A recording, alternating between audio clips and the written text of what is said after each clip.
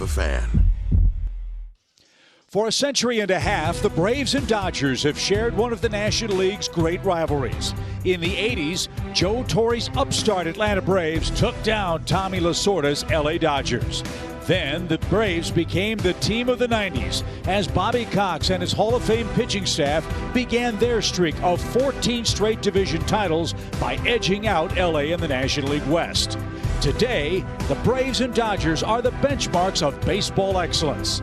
Los Angeles won it all in 2020.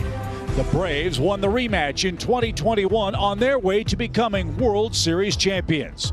Now, these two storied clubs square off for the first time in 22, with former franchise faces now playing in new places. The era may be new, but still, after 150 years, the goal to beat LA burns bright for the A. Braves Dodgers from Dodger Stadium is next on Bally Sports.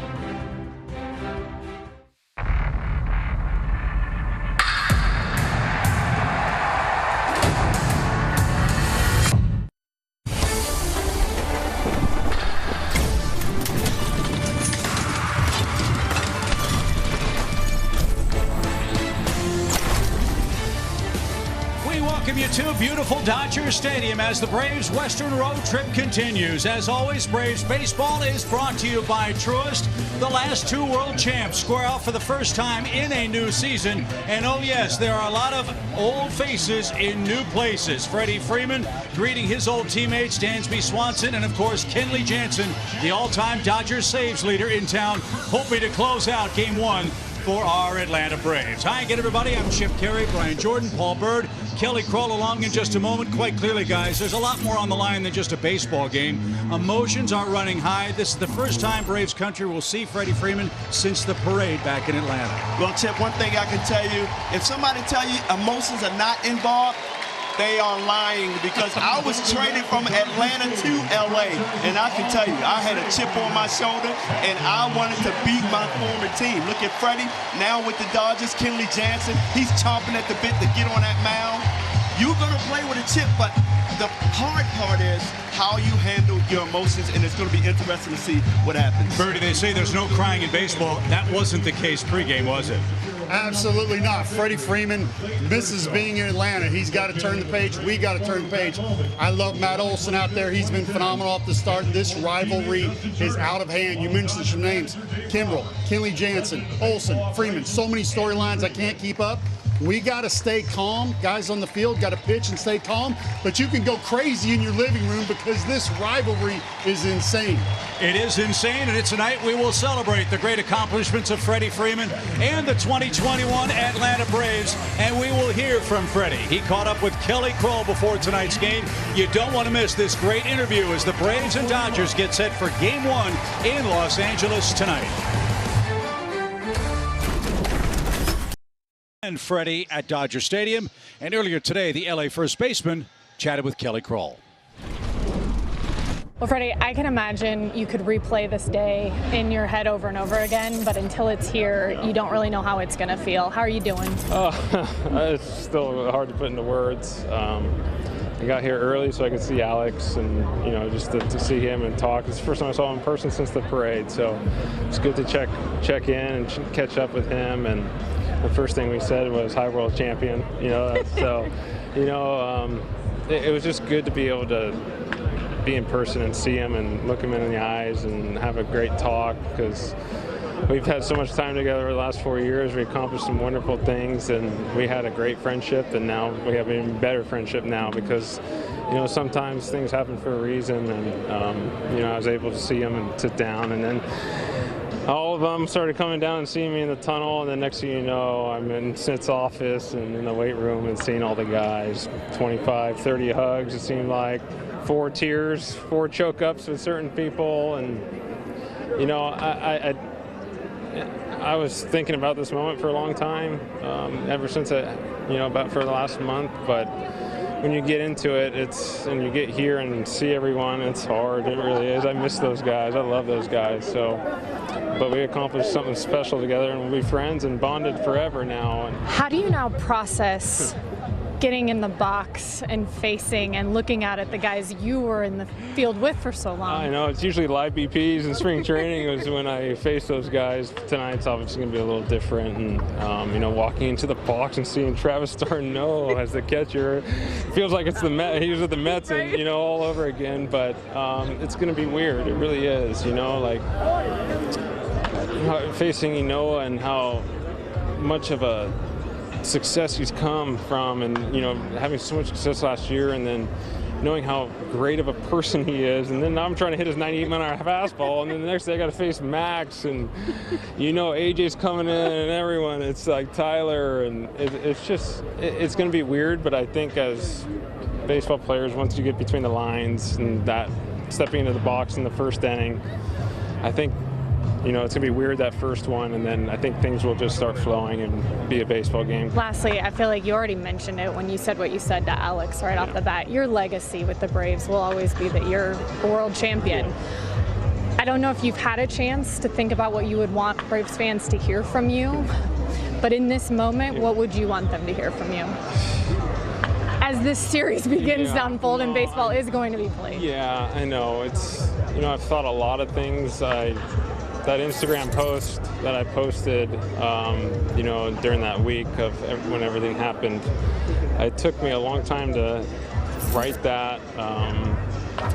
Halfway through that Instagram post, I was sitting outside my house and, you know, just bawling, crying as I was writing it, because we've been through so much together, us and the fans. We went from winning when I first got caught up to 97 losses to winning 4 division titles and a world championship. And every time I drove into the ballpark, I would always see the Freeman Fives, you know, all these things all over the place, and I didn't take that for granted. I really didn't. Every little thing means so much to me, and that curtain call after the NLDS was something I'll never forget, you know, and I don't know. I really don't. Braves country, you know, it's like so many emotions. I'm just looking forward to seeing them again in 2 months. I really am. You know, I mean, I know people are going to say some harsh things for me, you know, but I'm looking forward to seeing them again and playing in front of them again, because that's one of my favorite places on earth. So.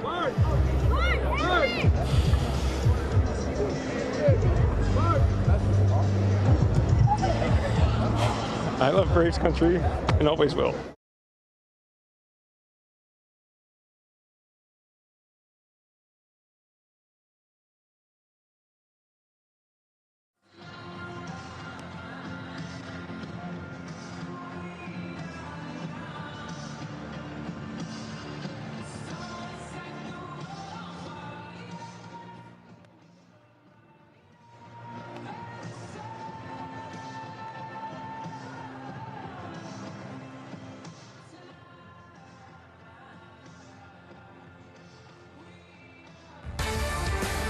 We're just about ready for first pitch in Los Angeles. Brian Snitker and the Braves 2-2 on this road trip. They split the series with the San Diego Padres and have this Toyota starting lineup against Clayton Kershaw, Ozzie Albies, and Matt Olson having a terrific road trip. Ozzie with 3 homers on the trip. Matt Olson 7 hits for Atlanta, and they've got their best outfield alignment against the Dodgers tonight. You got to be at your best, fellas, because Clayton Kershaw is the man on the mound for Game 1. Yeah, as a hitter, you got to be aggressive off Clayton Kershaw. He gets ahead of you. He's going to put you away. And I know he throws over 66% first pitch strikes. So you, as a hitter, I'm jumping on that. Mostly sliders for that strike that lead him off. So be aggressive. Well, Ozzie's been that on the road trip. As we said, 3 hits, 3 homers, and he went for the downs on the first pitch against Kershaw and almost hit it into the bullpen. That's strike 1. He got the memo, guys. You knew it was aggressive. coming. Ozzie is swinging no matter what. It doesn't matter if he's faced you 25 times or none. He's coming out of the gate quick. Clayton Kershaw coming off a remarkable pitching performance last time out against the Twins. A perfect game through 7, 80 pitches, 13 strikeouts. And BJ, Dave Roberts told us the right move was to take him out of that game. Oh, no doubt about it. And I don't blame him. You know, you look at Kershaw, who got injured at the end of the season. He was a huge loss in the playoffs for these guys. And you better believe Dave Roberts is thinking about September, October, not you know, this early in the season, and the guy that just started throwing in January, you can't take that chance. I don't blame him. You want my opinion? Sure. Bring it on, Paul. Come on, I want the perfect game as a pitcher. He's not 21 years old. He's later in his career, and, you know, I'd love to have that added, you know, to the I understand the team does come first, but only 80 pitches. I thought should have left him in there, let him go a little longer. First game of the season? Well, he's not going to throw 120 pitches, you know, so let's let him see the next out. What if he gets out of the next inning with 3 or 4 pitches? You know, you don't know what's going to happen. Kershaw said he didn't feel like he was ready for that, so I'm sure he factored in a little bit. But, man, I'm going for it. That's downstairs for Ozzie. 2 balls, 2 strikes. Clayton Kershaw, arguably the best left-hander of his generation, 186 career wins. It would be great for the Braves to take game 1 of this series, get their record back to 500. They're 4-1 when they score the first run of the game here in 2022, and you've got the right guy in the box to make that happen. The pitch is rolled foul, and Ozzie making Kershaw work. It's 2 balls, 2 strikes. Chip, I know we talked about it, but Kershaw, a long career thus far, 2.48 ERA in his career.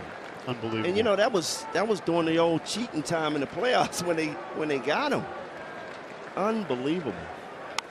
Ozzie pokes that toward third, and the long toss across is in time. Freddie Freeman with the scoop, and after a long battle, Ozzie Albies rolls out for out number 1. First baseman number 28, Matt Olson. Here's Matt Olson. That's having a great road trip. 7 for 15. His .551 on base percentage is the highest on base percentage in the National League. Look at the OPS. 11 walks to go with those 16 hits for Matt. As Kershaw misses upstairs, 1 ball, no strikes. This guy reminds me of Barry Bonds. He's not going to swing out of the zone too much. He's very patient. And you come in that zone, he's going to make you pay. Talking to Sites before the game, I said, what has impressed you the most? And he said just that, the plate discipline. You know, home run hitter that can let it eat. Sometimes they go out and they chase. They try to swing too hard. He's very disciplined with his swing and knowledge of the strike zone. There's the breaking ball from Clayton Kershaw. He throws 2 different breaking balls, Paul, and he's changed the usage of that slider. He has, throwing over 50% sliders now. The last game, which he was perfect through 7. Really unusual. Velocity average was below 90 miles an hour for the first time in his career, and yet he was super effective. So he's back to 2-2 for Matt Olson. No win to speak of in LA tonight, as Kershaw at 92 paints a corner and Matt swings and misses. 2 up, 2 down for Kershaw here in the top of the first. Kershaw's so good because he keeps you off balance. He throws you that slow curveball away, gets you to chase. Then he comes back with a 4-seam fastball, and 2 in a row at that.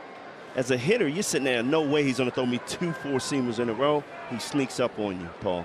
You want to hear me talking about below 90, so he had to rear back and throw 92. First at bat for Austin Riley tonight. As Chris Siegel rings him up, strike 1. Chris, the home plate umpire tonight. Austin's cooled off a bit. 2 hits in his last 16 tries for the Braves. And Kershaw's got him down 0-2. I will give Riley a pass in this regard, guys. In the last week, he's been hit on the hand twice. And he has a little cut on that hand after the last beating he took in San Diego. He said it's sore, but this guy's old Ironsides. He's going to stay in the lineup and gut it out.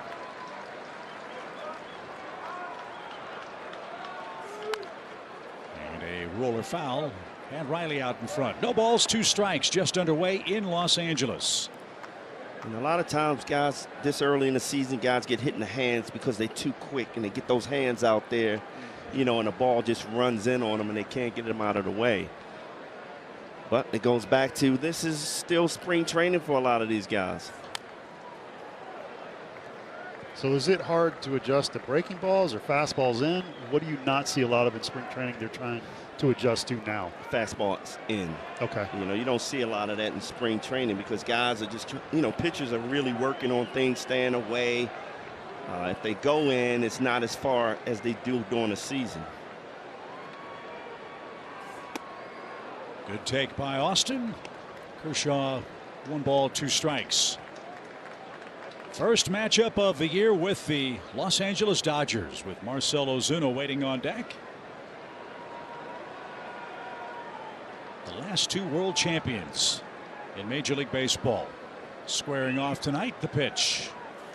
Riley shoots it past Freddie Freeman, and that's a base hit the other way. And look at the smile on Riley's face. Freddie couldn't get that one. And there goes perfection for Clayton Kershaw, a 2-out single here in the first inning. And that's exactly what you have to do to that curveball. You know, you're throwing that curveball, starting outside and breaking on the outside corner. Riley did a great job keeping his hands in, going that way.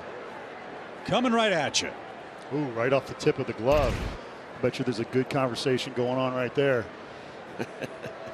Saying I should have had it. I gave you one. Marcell with a 4-game hitting streak. His home run accounted for the lone Braves run yesterday in San Diego, and it was a no-doubter at Petco Park. And that's bounced foul for Ozuna. No balls and a strike. What's really impressed me about Marcell, guys, is his plate discipline. He's putting it in play with a great deal more consistency this year than last. You know, he's getting in a lot of hitters' counts because he's being so patient. And if you try to throw in on him, he is so quick in. As we see him pulling those home runs, the last 2 home runs he had. Ozuna hitting .318, 4 homers, and 8 RBIs. Tying him with Ozzie Albies for team high honors in those categories, but only 5 strikeouts in the 44 at-bats. That'll be put to the test tonight. As this one on the ground toward Turner, he'll go the short way to second, and that will retire the side. No perfecto for Clayton Kershaw. Austin Riley has the game's first hit. Huascar Ynoa will take the mound. Freddie Freeman coming up second for the Dodgers in the first. Teams have a +27 run differential with this starting lineup presented by Toyota. They're averaging almost 6 runs per game. Yes, it's Betts, Freeman, Trey Turner, Max Muncy, Justin Turner at third, Smith, Bellinger, a former MVP, hitting 7th. So a big challenge for Huascar Ynoa, fellows, who's looking for a rebound after his debut on Monday. Yeah, really needs to settle in here, looking to return to that pre-handbrake where he was in all-star form. Great slider, power slider in the upper 80s. And his fastball is unusual in that he can throw 193 or he can throw 199. But need to get ahead of this Dodger lineup and make him chase that slider. Mookie's off to a bit of a slow start as far as the average is concerned, hitting .206. And a generous strike for Ynoa. It's 0-1. No homers, 3 RBIs for Mookie so far this year for LA.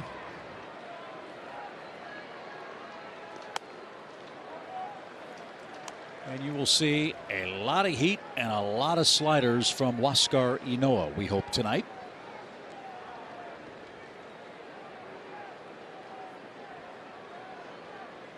This should be a slider fest with Kershaw for LA. This one to straightaway center, right at Adam Duvall, who barely had to move. Good start. Betts flies out. And here is Freddie Freeman. One thing you can say about this Dodger lineup, man, it's a very patient lineup. It's tough to beat these guys when you fall behind.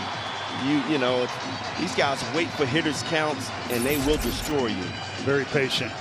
Here's another one who's super patient. Who said after his 4-hit game yesterday, his swing is not in sync yet.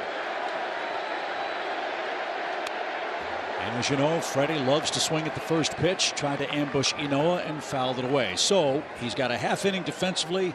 He says hello to Travis d'Arnaud. He nods appreciation to Huascar Ynoa. Now it's game on for the Braves and for Freddie Freeman now. It's business as usual. Smoke to left center field and deep. Duvall on the run. It's gone.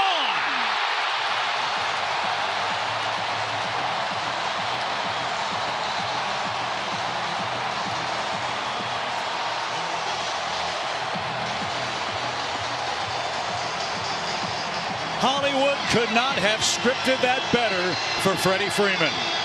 Wow, that has to feel great for Freddie. And that's so Freddie-like, going Oppo Taco on a pitch away from him, not trying to do too much, just showing his power opposite field. What a start for Freddie Freeman.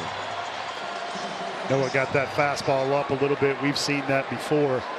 Freddie with his nitro power zone opposite center, as you talk about, as the crowd shouts Freddie.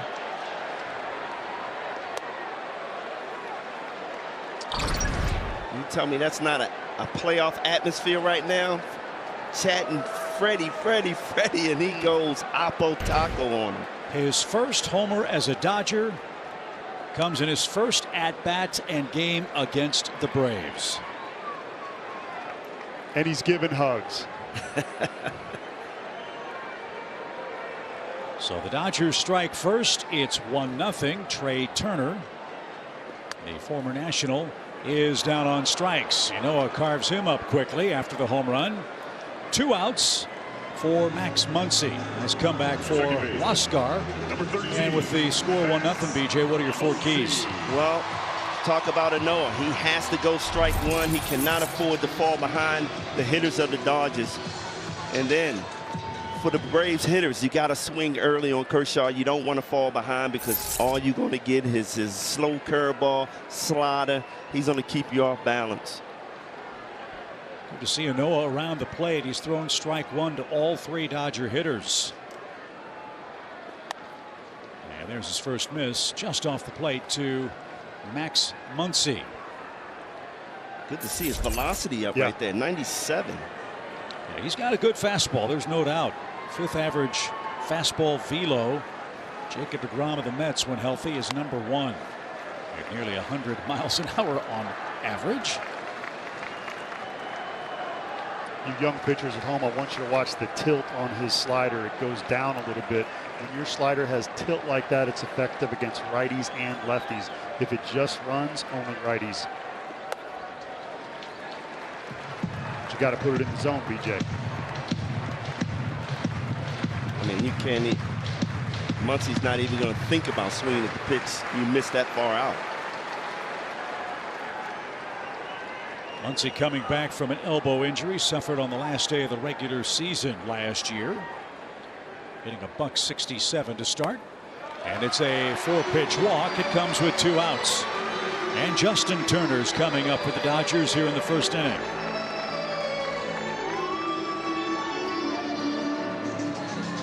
I was just going to say, 3-0 count to Muncy. Don't throw him a strike down the middle, because he will be aggressive in those situations.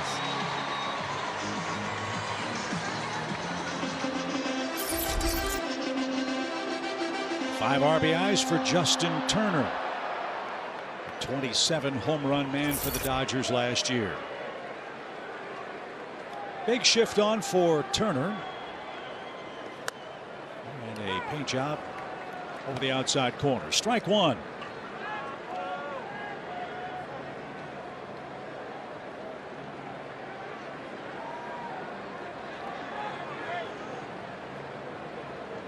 Just tuning in, Freddie Freeman hit a solo opposite field home run with 1 out. That's the game's first run tonight. As Ynoa just missed, 1 ball, 1 strike.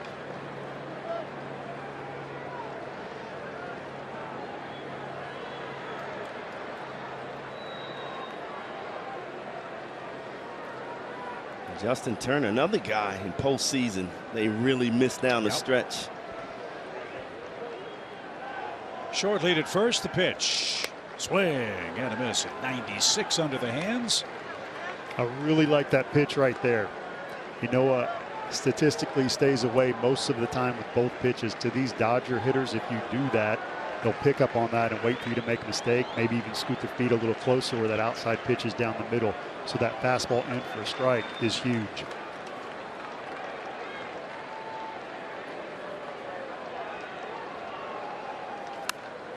Pop fly foul into the stands here in Los Angeles. It's been a while since we've been back in LA. And the ballpark, absolutely beautiful here in Southern California, built in 1962.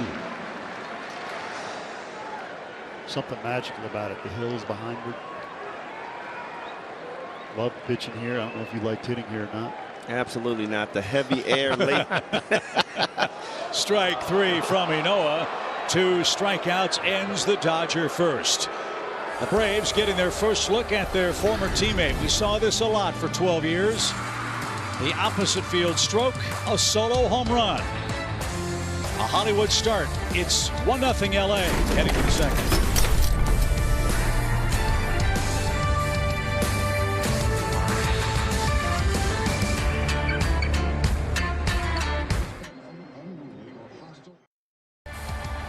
Braves baseball is brought to you by Truist. We join you from Dodger Stadium. Paul Bird, Brian Jordan, Kelly Cole, Chip Carey. Act 1 of this 9-inning drama is in the books. Dodgers lead 1-0 on Freddie Freeman's solo home run to left center. Now it's time for business. Duvall and company take aim on Clayton Kershaw as the Braves go to work in inning number 2. Duvall, d'Arnaud, and Arcia coming up for the Braves. Adam had good luck against the Dodgers. Hit 3 homers against LA last season. Some of that work was with the Marlins before coming over to the Braves around the trade deadline. I think he's starting to hone in San Diego. A couple of doubles down the right field line on some off-speed pitches, meaning he is staying back and seeing it. Turned on a fastball as well, so once you see that, but I still like him better with guys on base. 2 balls and a strike from Kershaw. Duvall's doubled in 3 straight games for Atlanta. 4 doubles overall this year for the Braves center fielder. The Dodgers play him in a shift. Big gap in right center. If he can go that way, the pitch. Broke his bat. 2-2. You know, that's why Kershaw is so good, so tough on righties. 2-0 count as a hitter. I'm looking dead red. I'm saying he got to throw a strike fastball here. He throws a curveball in for a strike. And then he comes in with a hard slider.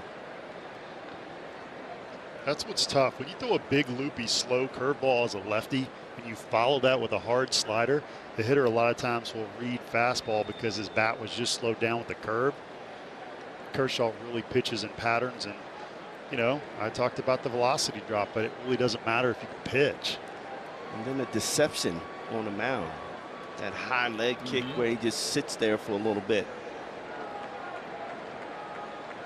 Base is empty. 2 balls, 2 strikes for Adam Duvall.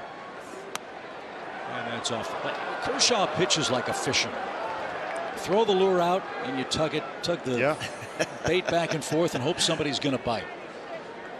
He's just a master craftsman at doing that. And a 3-2. And there you go. Pulled a string. Duvall couldn't wait back, and is strikeout victim number 2. Something else to keep in mind. Kershaw's closing in on a Dodger record, BJ, and it has a Braves ring to it too. Closing in on Don Sutton's all-time Dodger strikeout record. What, he need 14 strikeouts coming into today's game? So he's 12 away with 1 out here in the second inning. Here's d'Arnaud. Travis at .241 on the year. And popped up. First pitch swing, but it's popped up to Trey Turner. And he's got that without problem for out number 2.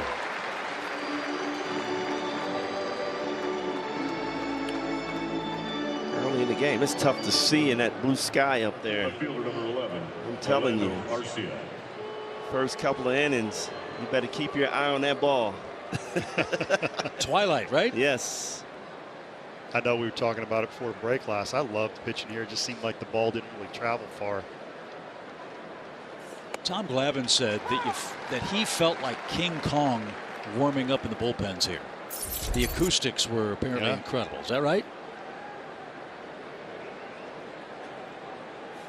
He said his fastball sounded like a howitzer going off.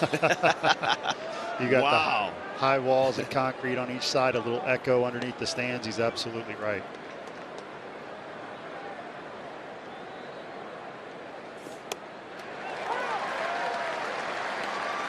Yeah, all my home run swings turned into warning track power here in LA. You wish you were traded to Colorado? Yes. 1 ball, 2 strikes. And that's fouled off Will Smith. Garcia is still alive. Again, it's slow, slower, slowest. He is such a craftsman. He uses a hitter's aggressiveness as maybe his bigger weapon than a big fastball anymore. That's why it's so important to jump on him early. 30 pitches for him. And a good take, evens up the count. PJ, if somebody's throwing that percentage of sliders and curves, do you scoot up in the box at all on certain pitches, or for Not a on whole a at bat, left, not on a lefty, because normally they got that late break and it's going to break on the outside corner of that plate. So you want to be back there and drive it like Austin Riley did the other way. But on a guy like Kershaw, I'm almost looking off speed. I'm going to give him the fastball, which is unusual. But, you know, you watch enough video on him. He's throwing a lot of sliders. Late in the count, he's throwing a lot of curveballs. So at some point, you got to give him one of those pitches. Chipper Jones plan, pick a pitch. Yeah, pick a pitch. Wait on it. Chipper was the best at it.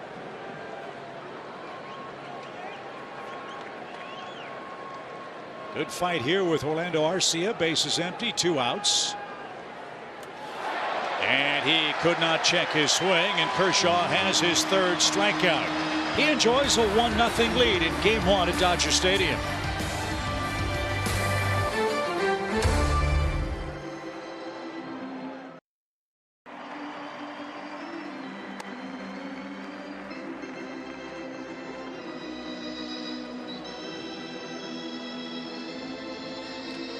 Nothing Los Angeles as we head to the bottom of the 2nd inning. It's time for tonight's Charmin Ultra Strong Stats. 2 very strong teams hooking up for the first time tonight. Yeah, we talk about rivalries. Look how close these numbers are with both of these teams over the last 3 years. Just getting it done. The Dodgers are just edging out the Braves in every category, though. So it's Smith, Bellinger, and Edwin Rios in the 2nd inning. As Huascar Ynoa turns one loose at 96. 1 ball, no strikes. Will Smith in this galaxy of stars, I think, is often overlooked in this Dodger offense. It's a really good point, Chip, and he's been clutch, not just during the season, but in the playoffs. I'm still bitter over 2020 when the Braves had the 3-1 lead and hit a homer off Will Smith. Is that allowed since we won the World Series last year? Oh, you can never be bitter enough when it comes to the Dodgers, Paul, right? Trying to turn the page. But yeah, you're right. This rivalry is so cool for so many reasons. 2 great teams, a lot of mutual respect for each other. Get on the diamond and compete. We've had some really great games.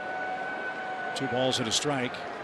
Yeah, BJ, we talked at length with Dave Roberts before the game, the Dodgers manager, about the emotion of this day, the emotion of these 2 teams who fought so hard in 2020 and again in 2021. There is, as Paul said, such complete and total respect. As Ynoa strikes out Smith, that ball looked to back up a little bit. And Ynoa has 3 strikeouts in the game, 1 away in the 2nd. That said, you know, Brian Snitker wants to beat the tar out of the Dodgers, and the Dodgers want to do the same to Atlanta. Yeah, Dave Roberts emphasized that too. You know, he has nothing but respect for Brian Snitker, but at the end of the day, business is business. You want to, they know they have to go through Atlanta to win the World Championship. So, you know, every game is important, but when you match up during the season, you almost want to send a message every time. And this is a rivalry, as we touched on when we first came on the air, that began when the Braves were in Boston and the Dodgers were in Brooklyn. And in more modern times, the rivalry really started to heat up in the 80s when Joe Torre was the Braves manager. The first, second, and second place division finish in the then National League West for the Braves in the early 80s. And then, of course, you guys were part of that run in the 90s. And anytime you could beat Tommy Lasorda as a Braves fan, Yes. that was like Christmas and New Year's wrapped up into one. Bellinger, a former MVP, has run into some hard times the last year and a half or so. Some wonder if that shoulder pump that he had in Arlington, Texas, after the Dodgers beat the Braves, caused him some lingering difficulties last year. He hasn't been the same since then. A homer, an RBI for Bellinger. And fouled away. 2 balls, 2 strikes. It was interesting what Dave Roberts said about him. He's real mechanical up there at the plate. When sometimes, you know, if you have injuries, you got to make adjustments, you know, and for him, he's so talented. If he can get up there and just let it go, he'll be better off. 12th Dodger to win the MVP, Cody Bellinger. And this one on the ground, friendly hop for Matt Olson. That'll be easy for out number 2. I thought Dave Roberts was very generous with us before the game, spending so much time talking about everything, class individual. Well, he's better, man. He's my former teammate. Not He better bad. sit over here and talk to Yeah. me. you know the amazing thing about Dave Roberts and Alex Cora, both of those guys are my teammates out here in LA. And when they didn't start that day, they would manage the game from the bench. I knew one day both of these guys would be managers, and wow, they match up in the World Series. That one year was unbelievable. This is Edwin Rios. Well, they call the man in charge of a baseball team the manager for a reason. Everybody knows baseball. And we are so lucky to have Brian Snitker as the Braves manager. He is tremendous at managing the media and the fans and his players, much like Dave Roberts. That's why I think there's so much mutual respect. They're a generation apart in age, but they go about their business, at least from afar, Paul, the exact same way. Absolutely. A lot of respect and great at dealing with people. I think that's such a key. Yes, you have to make right decisions, but you have to know how to deal with people and get the most out of each person, and you can't push the same button on everybody. 2 strikes. And on the ground to Ozzie. He'll handle the second hop. And Inoa has a 1-2-3 second inning. He and Kershaw are even with 3 strikeouts, but the Dodgers lead 1-0. This place is packed in the Battery. 1 pitch. Slugged out to left field, and this is down for a base hit. Here comes Ozzie. And first ball swinging. Oh, it gets through. Do it again. Another 1-2 coming from Buehler. Rosario deep to right. It is gone. A 3-run blast. Got him swinging strike three. Unbelievable. The Atlanta Braves are going to the World Series. For the Braves to get to the World Series, they had to beat the defending champs. That's exactly what they did. They took the next step, of course, and knocked off the Astros in 6 magical games for their second Atlanta-era World Championship. And they meet for the first time tonight as Heredia tries to bunt and lays it down foul. No balls and a strike. Those highlights just never, ever get old. None of them.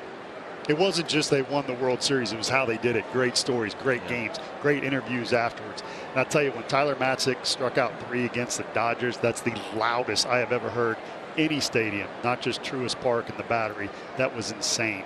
I still get chills watching those highlights. Trey Turner at short, flips to first in time, 1 out.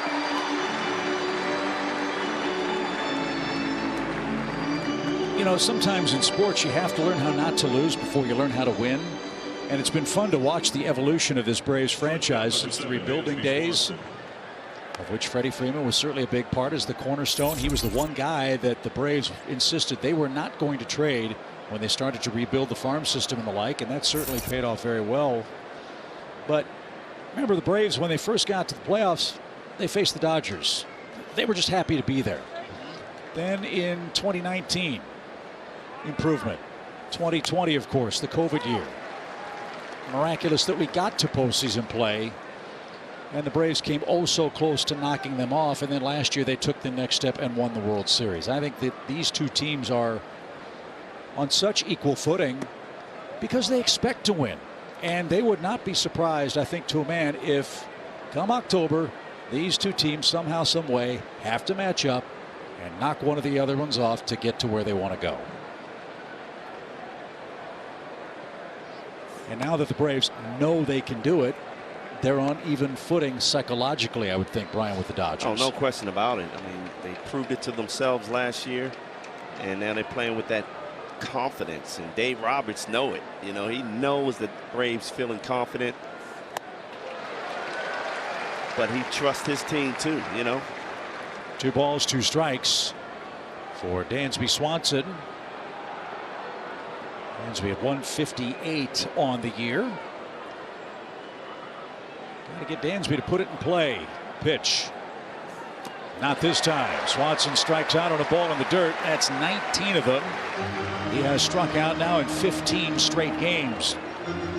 And Kershaw has his 4th strikeout. You talk about confidence. How about the, shall we say, swagger and confidence of Dave Roberts, who all but guaranteed that the Dodgers are going to win the World Series this year. Well, that's how I introduced myself today to Dave Roberts. He was behind the batter's box, and I said, hey, you're playing Charles Barkley? Guaranteed. Remember Charles said that?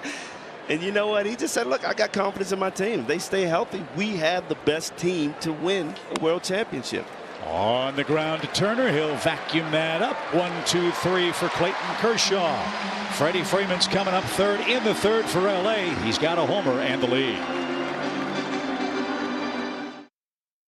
Toyota, let's go places. And buy the Georgia Lottery. Today could be the day. Well, bottom 3 we go here at Dodgers Stadium. Braves trailing 1-0.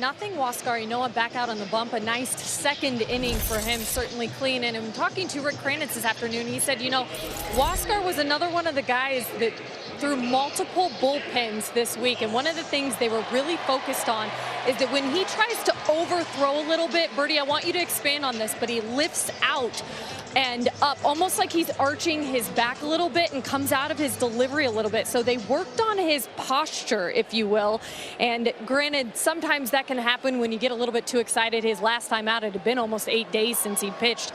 So getting the extra day rest coming into this start, I was kind of keeping an eye on that, guys. But it looks like he's settled in a little bit there in the second. But another thing, Bertie, did we not hear Cranny say, he'd also like to see that changeup incorporated just a little bit more tonight. I love it, Kelly. Yeah, and what he is talking about is when you arch that back, your head has to go that direction. You can't arch your back and your head go forward, so everything starts with that. Then once that happens, it's hard to stay on line.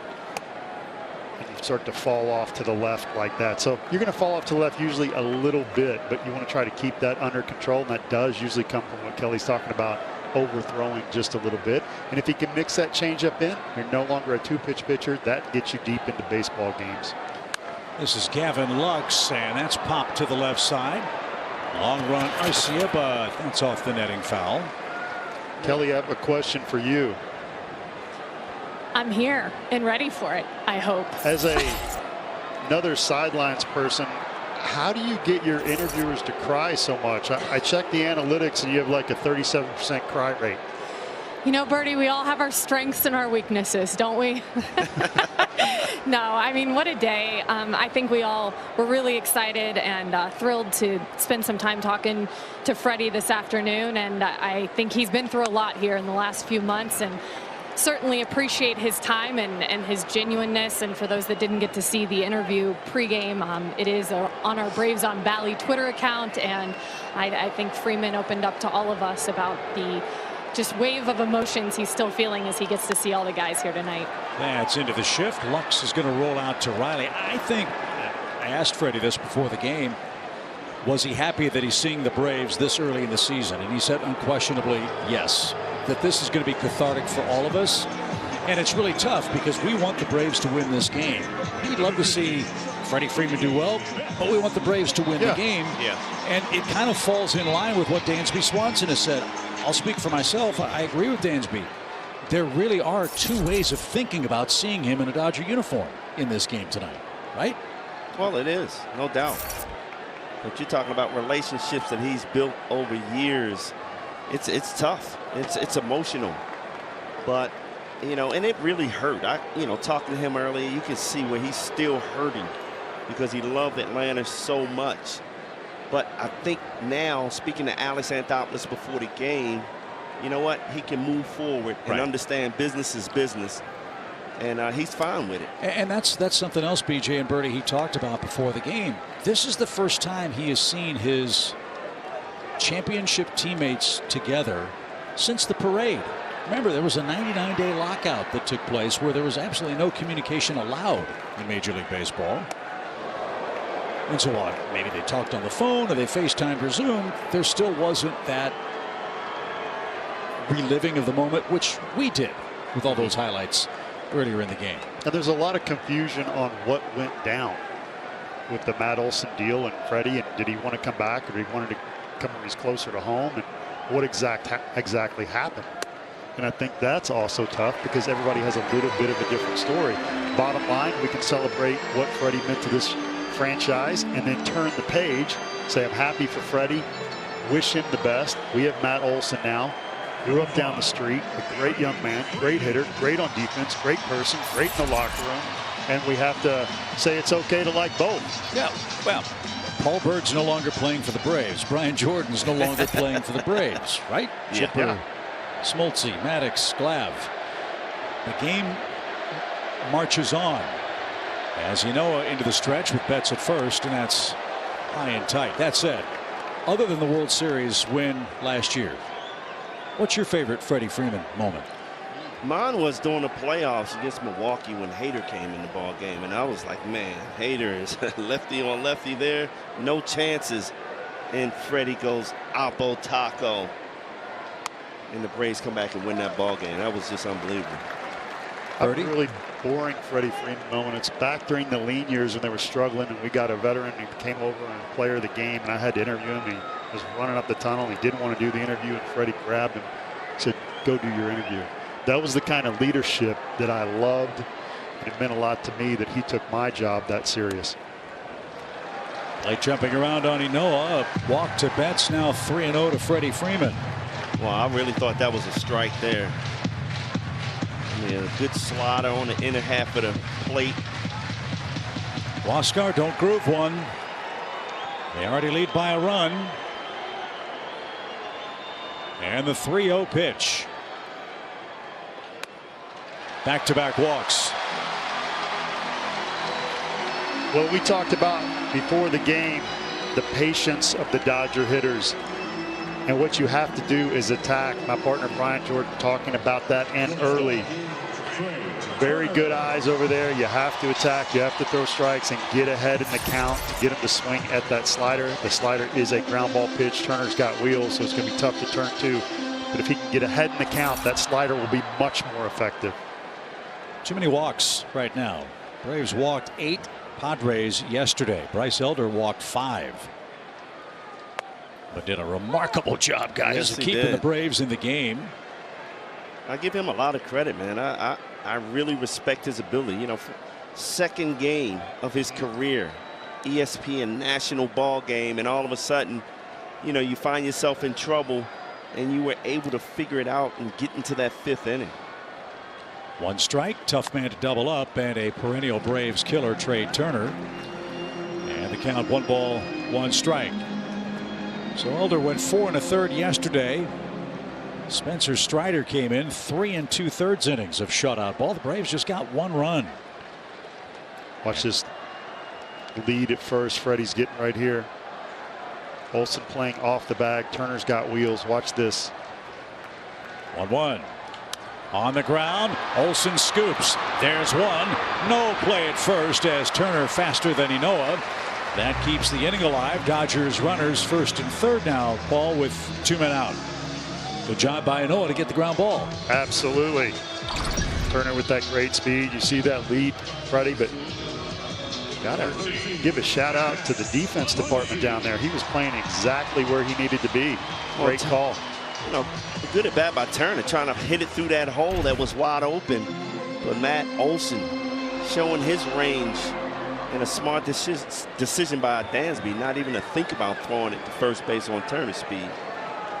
So keep an eye on Turner. Even with 2 outs, he might try to take off. Dodgers so far this year are 10 out of 11 in stolen bases. And Max Muncy walked his first time up. 3 walks for Ynoa, all of them 4 pitch walks in the game.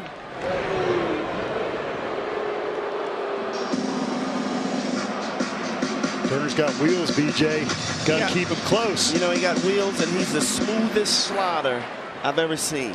He slides with so much grace and just stands up. I mean, it's unbelievable. I love watching him slide. One slide at home where he spun around.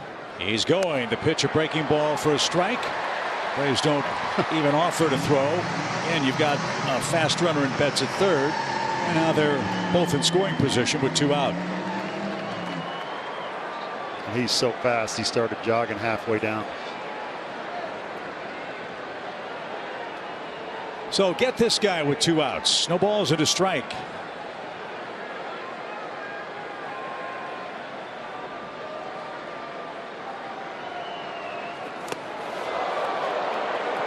Nice stop by d'Arnaud. Did that hit Muncy?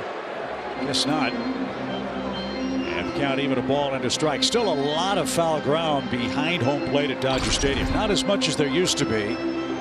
But from the back point of home plate to the signage, probably a good 15-20 yards. It's a nice stop. Yeah, nice stop by d'Arnaud. It's just a great job getting your body over there.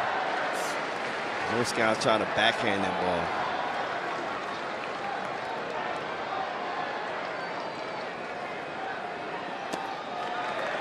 Talking to Sal Fasano a couple games ago, he says what they teach is to throw that heel right down, attack the baseball, and that body will follow. And turn it the other way and sweep at it. That's when the ball's back at the backstop.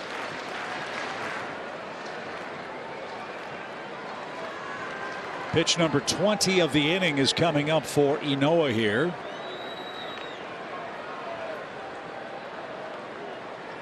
Second and third, 2 outs.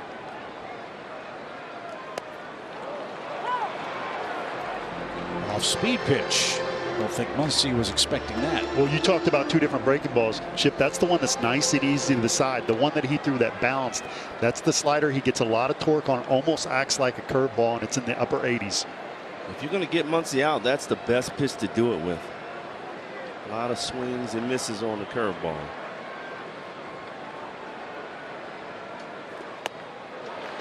And there it was. Just didn't get the chase. BJ's giving signals up at the booth. Well, I'm giving a strikeout sign right now. Okay.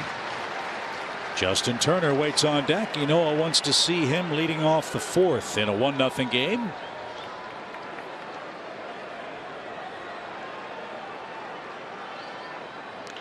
Sharply hit, and it hit the umpire in foul ground.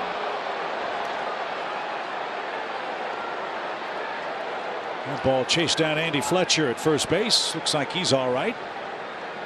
Oh, he's in pain, Chip. I was just about to say he's sucking up some pain right now. Ooh, it looked like the ankle. Yeah. The rule is you can't reach down and rub it right now. You gotta act like you're tough. But all bets are off in between innings. Oh, he's ice after the game, big time. 52 for Ynoa. Pitches, that is, in the 3rd inning. And another full count. Struck him out. Muncy knew it. Tried to fake his way to first with a walk. And the Dodgers strand 2 in scoring position in the 3rd inning. Perfect pitch. Beautifully framed. And the Braves are coming up down a run.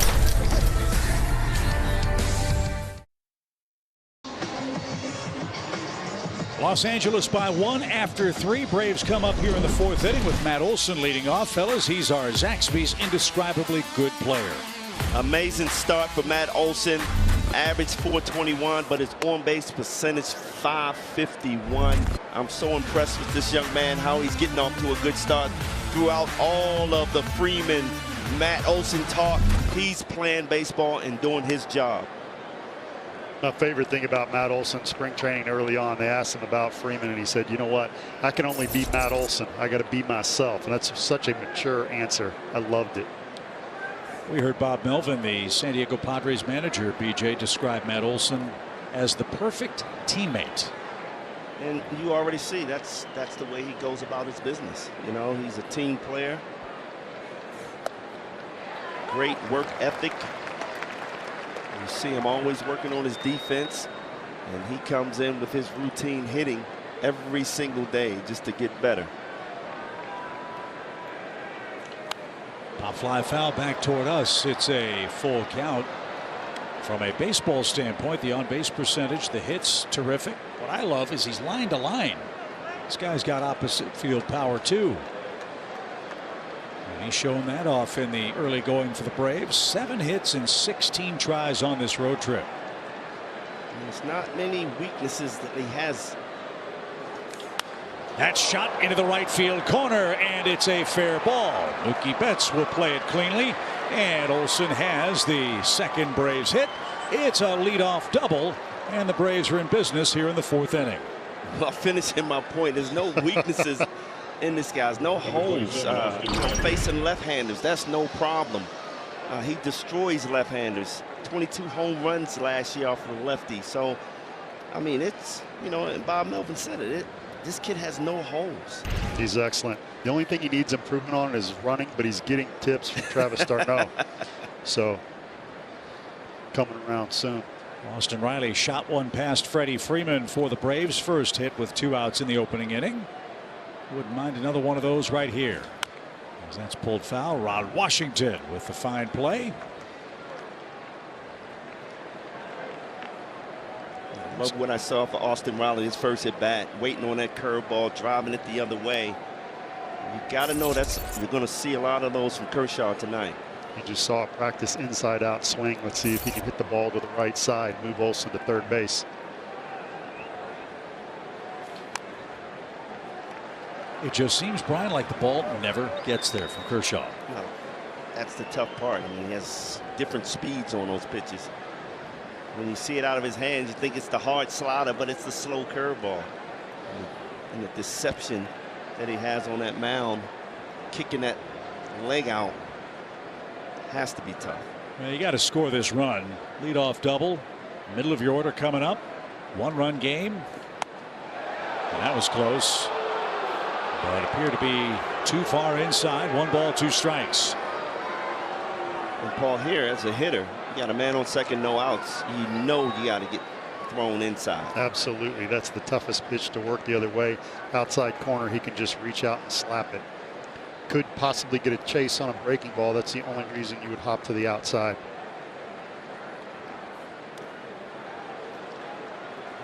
This is all part of the maturation of Austin Riley as a big league hitter.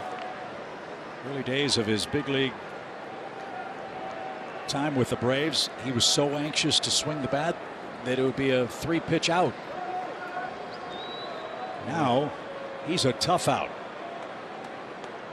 And a potential MVP candidate for the Braves this year. And a base hit off Clayton Kershaw, against whom he's now 3 for 4 in his career. 2 balls, 2 strikes.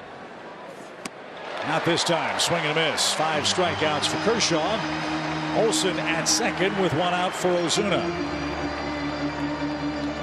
When he threw the slider, this is a hard cutter on the inside part of the plate. You can see right there going with some downward action, 87 miles an hour. You know, when your fastball is 90 to 92, which it is tonight, it's hard to pick up on something that's that hard. Looks just like the fastball and isn't. Ozuna bounced out to third into a forced play in the opening inning. Big gap in right center. We know Marcel can hit the ball the other way. Let's see if he makes that adjustment his second time around.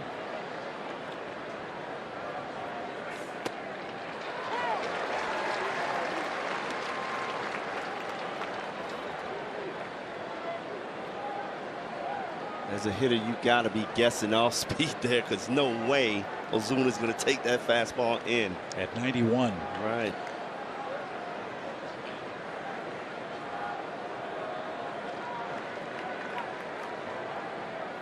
Good lead by Matt, and Ozuna fouls that at the plate. It's 0-2. I think it's safe to say the Braves offense has been kind of in and out in these run scoring situations. When they've scored in bunches. When they haven't, it's been tough.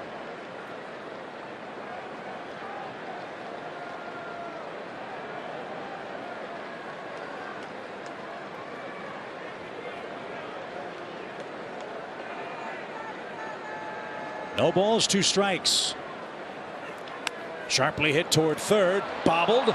Turner long throw, and they got Ozuna by a step. So knowing that breaking ball was coming, they guarded the line. Ozuna hits it to the Dodger third baseman, and Kershaw has Olson at second now with 2 out. Kershaw's just doing a great job of pitching to the strength of the team. I mean, he got the shift on, and he's staying inside on righties. Well, here's where Bertie said he likes to see Adam Duvall. Runners on base and in scoring position. This situation, though, comes with 2 outs.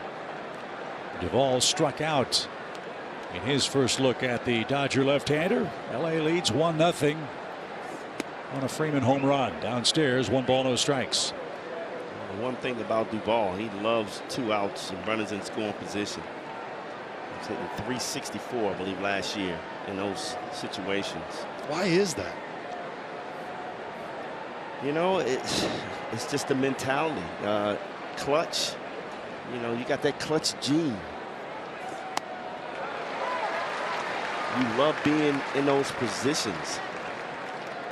You know, it's one thing going up there saying, you know, I'm nervous, I got to do this, but no. If those guys who can hit in those situations, they embrace the moments. And they're so relaxed. And that's Adam Duvall. Even count for the Braves center fielder. Broken bat, little pop, shallow center, but that's going to be caught by Max Muncy. So the Braves get a leadoff double, cannot bring home Olson and tie the game. 1-0 LA. As we move into the middle innings of a close game, let's not remember there was another reunion before the game. Kenley Jansen, who spent his entire career with the Dodgers, is now the Braves closer. And there was a lot of hugging, a lot of smiling, maybe some tears too, as the Dodgers welcome back their former teammate here in Game 1. Yeah, it has to be emotional for him. I mean, 350 saves with the Dodgers, and you leave the way you had to last year. I mean, it's tough on him, but he's playing in a place that he grew up loving in Atlanta, so that has to make it feel a little better, Paul. Oh, absolutely. And seeing him hug Freeman was pretty cool, and I thought the Dodgers fans did a nice job of giving him an ovation. Justin Turner leads off for LA, and he unloads to deep left. Arcia to the warning track and wall. That's off the fence. And Turner's on his way to second, and he'll slide in safely with a leadoff double.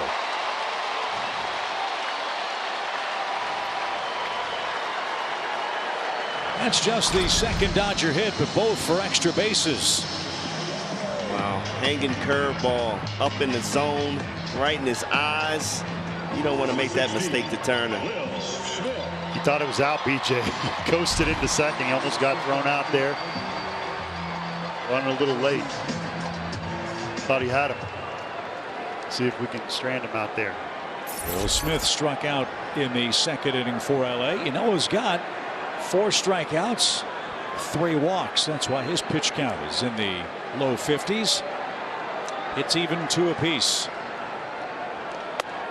And the same situation for the Dodgers as the Braves had in the top of the inning. Smith's going to try to get the runner to third. One would think Ynoa will try to jam the LA catcher.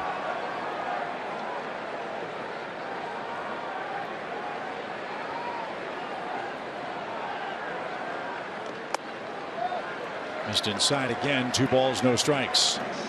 Paul, I got to ask you a question about Noah. He got a 96, 97 mile-an-hour fastball. Why is he throwing so many off-speed pitches, especially in a situation like this? So a situation like this, if you throw an off-speed pitch, it's okay to go away because you're wanting them to pull it.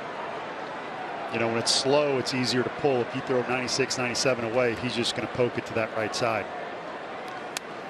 Yeah, being late would help the hitter. Like that right there, 96 up, hoping for a pop-up, hoping to beat him for a swinging strike, which he did. But you got to be careful if you don't throw up because it's easy to just drop the head of the bat and just hit a weak ground ball to the right side.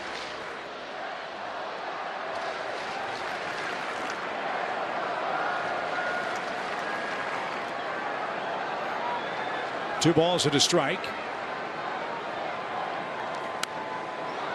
Off his knuckles, foul into the second deck.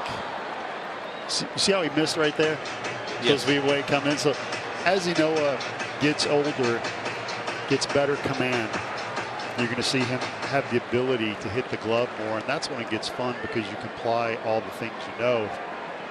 You can't throw the ball where you want. You really can't apply the scouting report or apply the situation.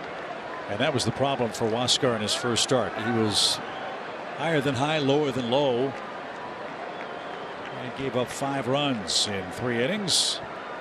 He's in his 4th frame here tonight. Nobody out, runner at second, 1-0 game.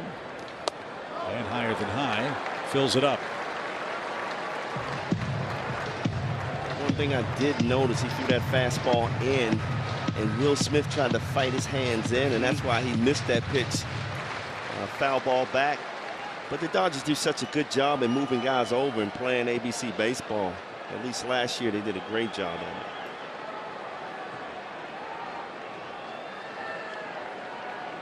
Full count pitch. Line into center field. Duvall will play that on a bounce. Turner will be stopped at third. The Dodgers have runners at the corners with nobody out.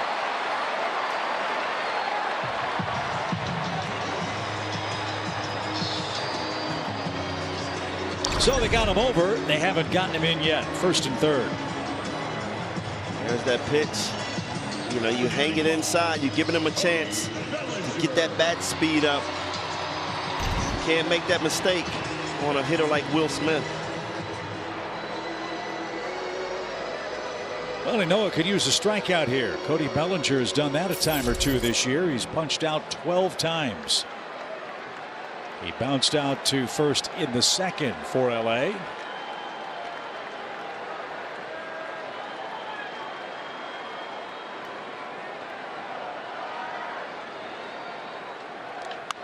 To first. Olsen off the heel of his glove. Enoa to the bag. Sliding home is Turner. It's 2-0. Sharply hit ball. Matt got leather on it. Couldn't field it cleanly. The Braves get the out, but Turner scores to make it 2-zip. And that's a good play by Matt. That ball is scorched, and you're playing in at first base. Didn't panic. Got to the ball. Enoa did a great job of PFP there, covering first base. Not assuming that he was going to make the play. So LA cashes in their leadoff double. Smith in scoring position. Bellinger gets the RBI. And Edwin Rios is the batter. He grounded out in the Dodgers' 2nd. 2-0 LA. Single runs in the 1st and 1 here so far in the 4th.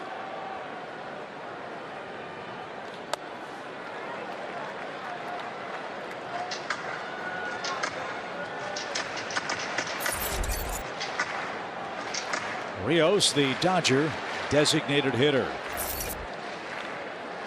He's coming back from shoulder surgery this past offseason.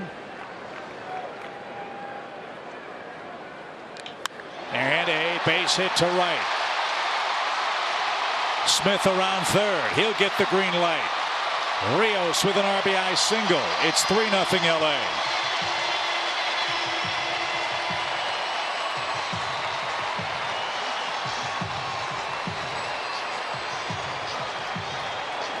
Two runs, 3 hits in the Dodger 4th. Another case of missing your spot with that breaking ball, too much middle of the plate right there. Granny's going to come out and have a talk with him, but it's the contrast of the different pitchers. Kershaw doesn't have the 95-plus big fastball, but hitting the spot with cutters, sliders, curveballs, and then throwing 92 when he needs to, but hitting his spots. And Corey Noah, to reach that top-level pitcher in the National League, which that arm can be, he's going to have to hit his spots better. The mound meeting continues. Let's enjoy a quick message from Truist. Jessica was born to care. That's my best friend. She don't need no. Miss Hogan's class? It's Atlantis. Today, she's a teammate at Truist, the bank that starts with care. So Gavin Lux will be the hitter. He bounced out into the shift. That started the LA third inning tonight. Lux has been a very highly promoted prospect for the Dodgers. Fell on some tough times last year, but looking at his numbers this year, 2022, he's having some fun, hitting .308 at the moment. And in for a strike, it's 0-1. This is another guy I asked Dave Roberts about, to trade A.J. Pollock, who I thought was really key to them last year in their success. They think highly of this kid.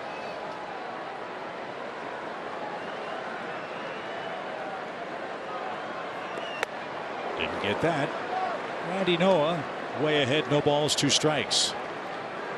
And this is such a great rivalry, the Braves and Dodgers, and I think your point, Brian, is one reason why. These two organizations are remarkable at drafting, developing, and getting young talent to the major leagues. Homegrown players. And Lux, another one for LA. The pitch. Lifted toward left. Arcia on the run in the corner near the wall and can't hang on.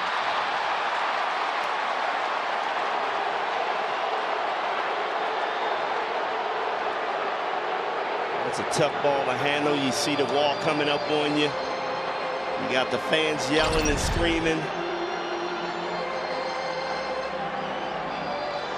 But it touched the glove, Paul. You gotta have it. Is that what you do? You reach out with the other hand, feel that wall, or is it? No, on a ball like that, you gotta expect that even if you catch that ball, you're gonna hit the wall. Okay. So you just gotta commit to, I'm gonna slam my body into that wall, but I'm gonna make that catch, keep my eyes on the ball. Obviously, it just didn't happen for him. No balls, 2 strikes. Yeah, it was easier for you. You could imagine that wall was a little tiny wide receiver coming across the middle on a slant route. Arcia is a shortstop by trade. I agree with that. And the more experience that he plays left field, that ball will get a little easier for him.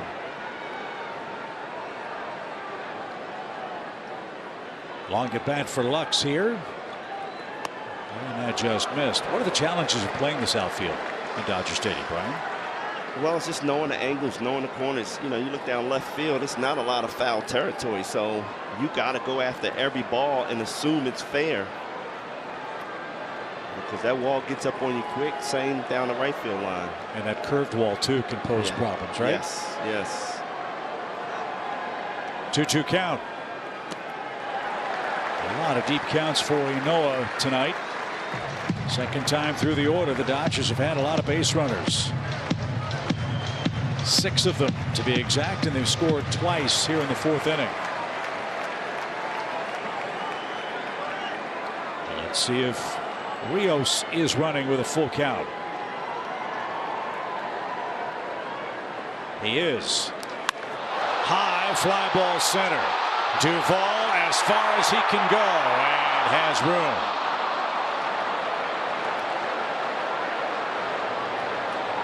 Day game, that might have been gone. I was just about to say it. Day game, that's out of here. That's that heavy air I was talking about late at night. Great job by Adam Duvall, just running back to the wall, finding that ball, knowing that he still had a chance at it, didn't give up. Easy 2 outs. And Mookie Betts will be the hitter. Betts has flied out, has walked, and has been stranded. Perennial All-Star and Gold Glover for the Dodgers. And the Braves are looking forward to getting their All-Star and right fielder back. Ronald Acuna Jr., if you didn't hear the news, is scheduled, weather permitting, to start a rehab assignment for Gwinnett down in Jacksonville tomorrow night. He's chomping at the bit. He is. And so are we. Exactly. I'm about to say it. I think everybody in that dugout's chomping at the bit.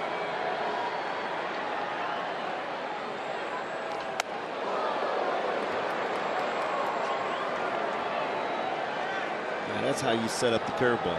Right there. They can move their feet.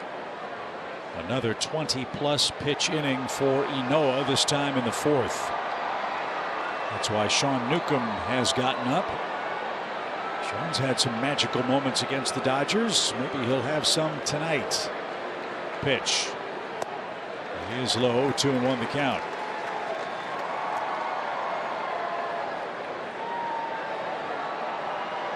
Not making excuses for the hitters, the batters, for anybody, but everybody, it seems, Brian and Paul, is just still a tick off. Not quite up to regular season speed, or at least what we've been accustomed to seeing. A short spring, and that's outside. You're right on, Chip, and Mookie Betts hitting 200 is another sign of that. Not just certain middle of the order players, but superstars as well as off. And some of the guys like Matt Olson, Austin Riley, Ozuna seem to be in mid-season form. Ynoa misses low, and that is his fourth walk.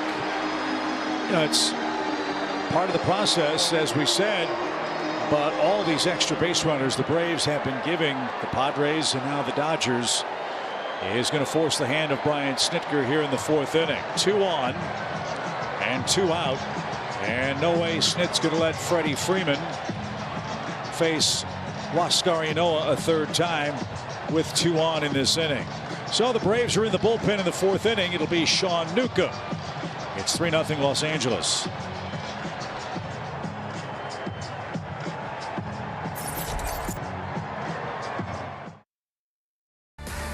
Atlanta Braves Baseball is brought to you by GMC Sierra Heavy Duty Truck and by Georgia Natural Gas. Live the greener life. Beautiful night in Los Angeles. 64 degrees at first pitch. LA has a 3-0 lead. And yes, like New York, this is also a city that never sleeps. Here's Freeman. A homer in the first inning. He walked in the third. He bats here against Sean Newcomb. Lefty-lefty matchup.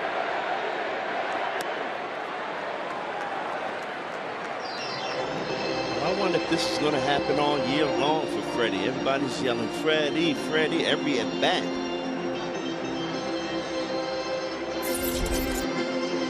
That's pretty impressive.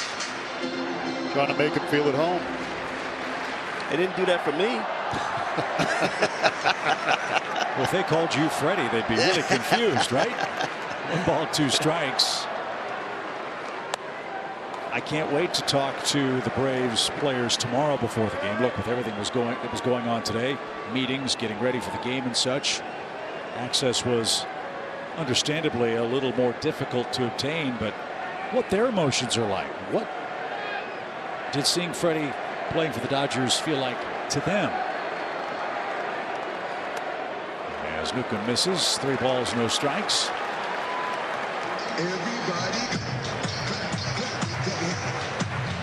Freddie's seen these guys for many a year. That's a big advantage, one would think. Yeah, as a pitcher, Paul, you facing a former teammate who's seen you plenty of times. I mean, how do you approach him? Well, as he just walks right there, that's the problem of facing your teammates. Sometimes you try to do too much, put a little more behind it. You're in a big situation. The rivalry, the stadium's full. They're screaming with every pitch. It feels like playoffs. You got to breathe. You got to calm yourself down. You got to focus on your mechanics and forget who's at the plate, because your job as a pitcher is to hit the glove. And that doesn't change who's up there. So you focus on what you need to do to hit that glove. The rest goes away. So Newcomb walks the first batter he sees, Freddie Freeman. That loads him up. And Trey Turner, the batter. He had a home run cut and fouled it back. Let's not forget, Trey Turner was held hitless by the Cincinnati Reds yesterday. All that did was snap a 27-game hitting streak dating back to last year. He's 0 for 2 so far in this game. Look, I still don't see how Washington let this kid go. As a throw-in a trade. Are you kidding me? I thought him and Soto was the franchise of Washington Nationals. I'm glad they did. Because that means Braves only have to see him 6 or 7 times and not 19, right? That's right. He's the guy that's on a 1-year deal. Yep. And with Corey Seager going to Texas, that allowed Turner to move from second base back to his natural shortstop spot. They can play Muncy at second base.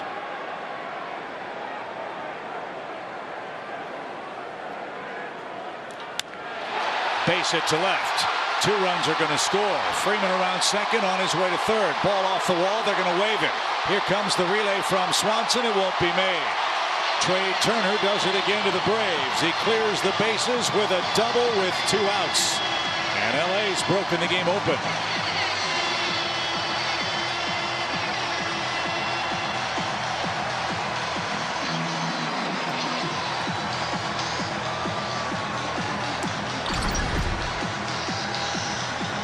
A slaughter right down the middle of the plate. Turner stays on it. And this guy just totally destroys our pitching staff.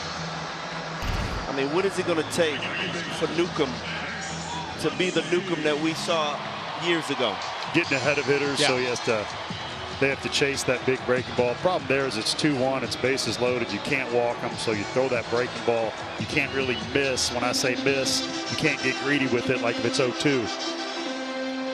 48 RBIs for Trey Turner against the Braves since the start of the 2019 season. So he starts a new hit streak. LA leads 6-0. 5 of these 6 runs belong to Huascar Ynoa, the Braves starter.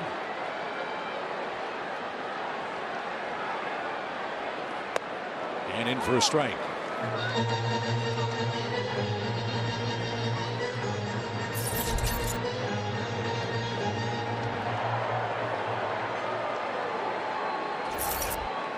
This is Sean Newcomb's 3rd appearance in 2022. 4 runs in those 3 appearances so far. And that's in for a strike. So he does get ahead. Let's see if he can finish off Muncy here and stop the bleeding. The Dodgers have scored 5 times here in the 4th. Paul, you're just throwing 2 fastballs, 95 right down the middle, little inside. What do you do here? I come back with my best breaker, see if I can get him to chase. But Muncy has good plate discipline, so I got to keep it close.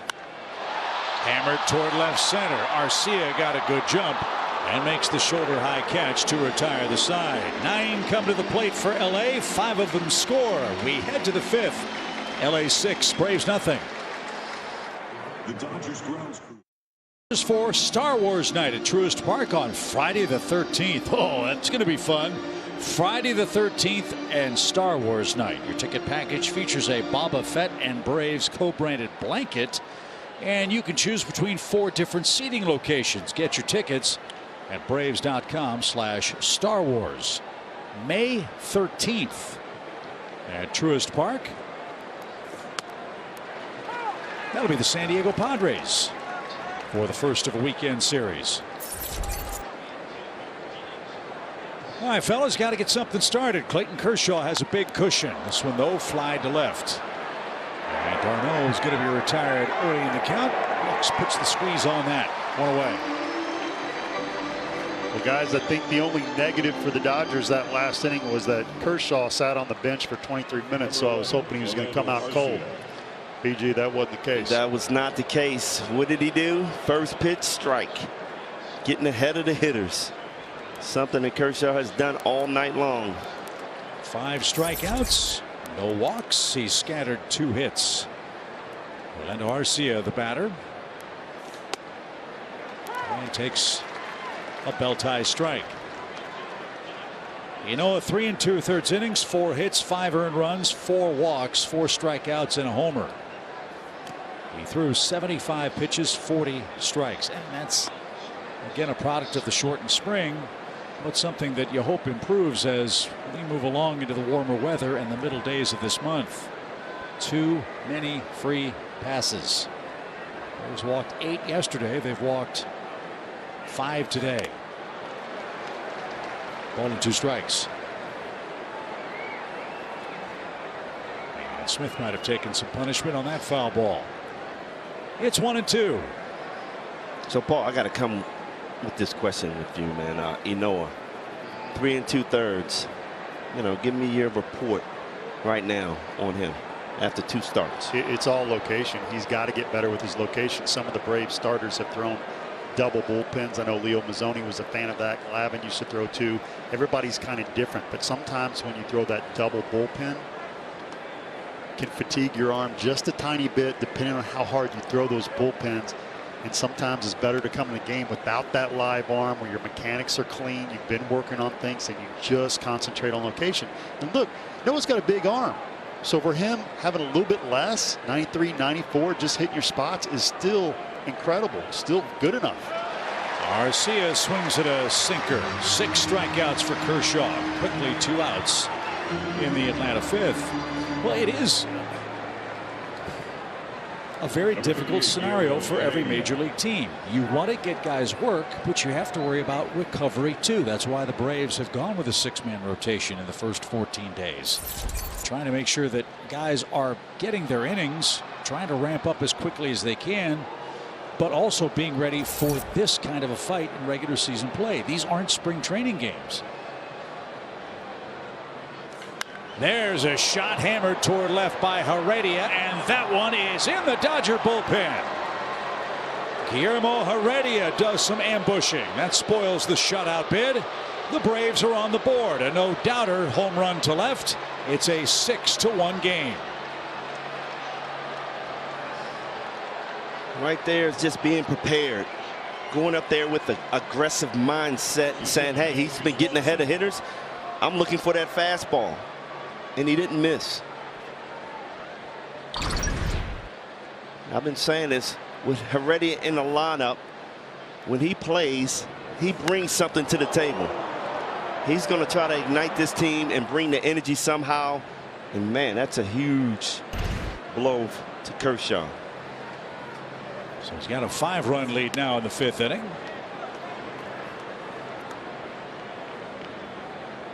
Last 2 Braves runs have been solo home runs. Braves getting their long balls. Haven't gotten anybody on yet, though, BJ. That's a little frustrating. You know that's going to change. Well, it goes back to what we said, playing the game the right way. You got Matt Olson lead off double, and you leave him stranded.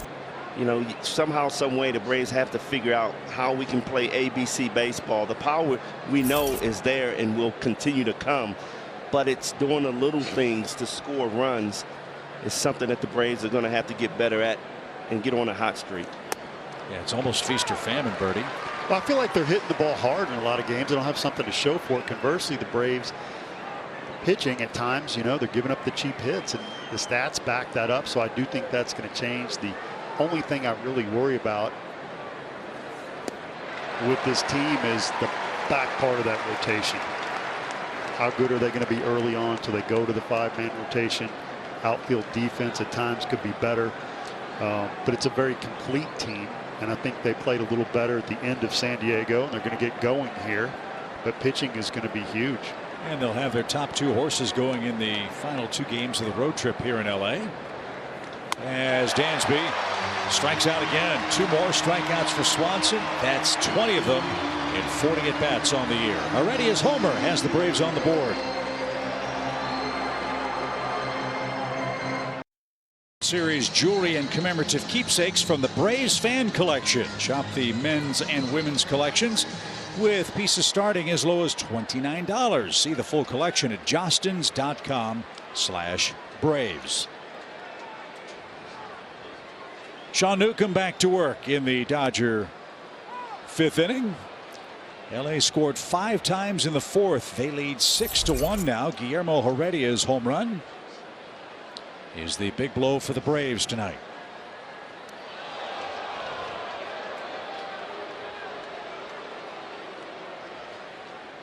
That was a bad miss. Newcomb might have stumbled as he made the plant.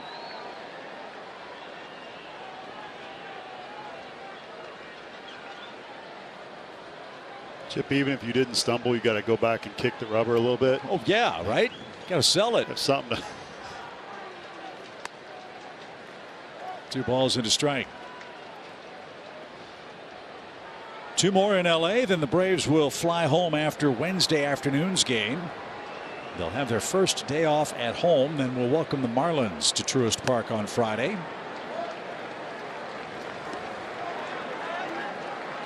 Our first look at the Miami Marlins, then the Cubs in town, then we're on the road again.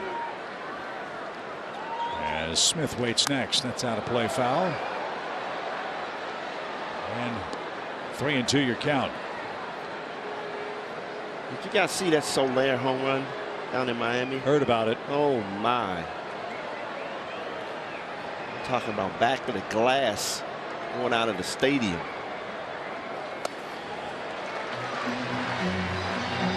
Second walk for Newcomb. This one a leadoff pass in the 5th inning. Smith's coming up.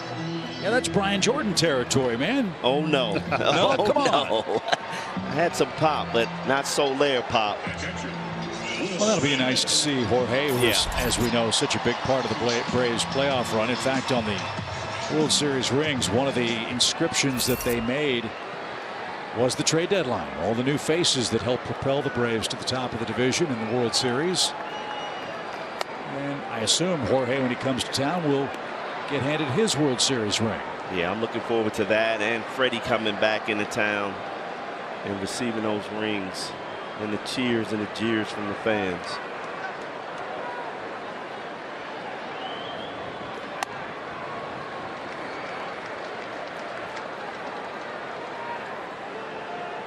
Smith has a strikeout, a single, and a run scored.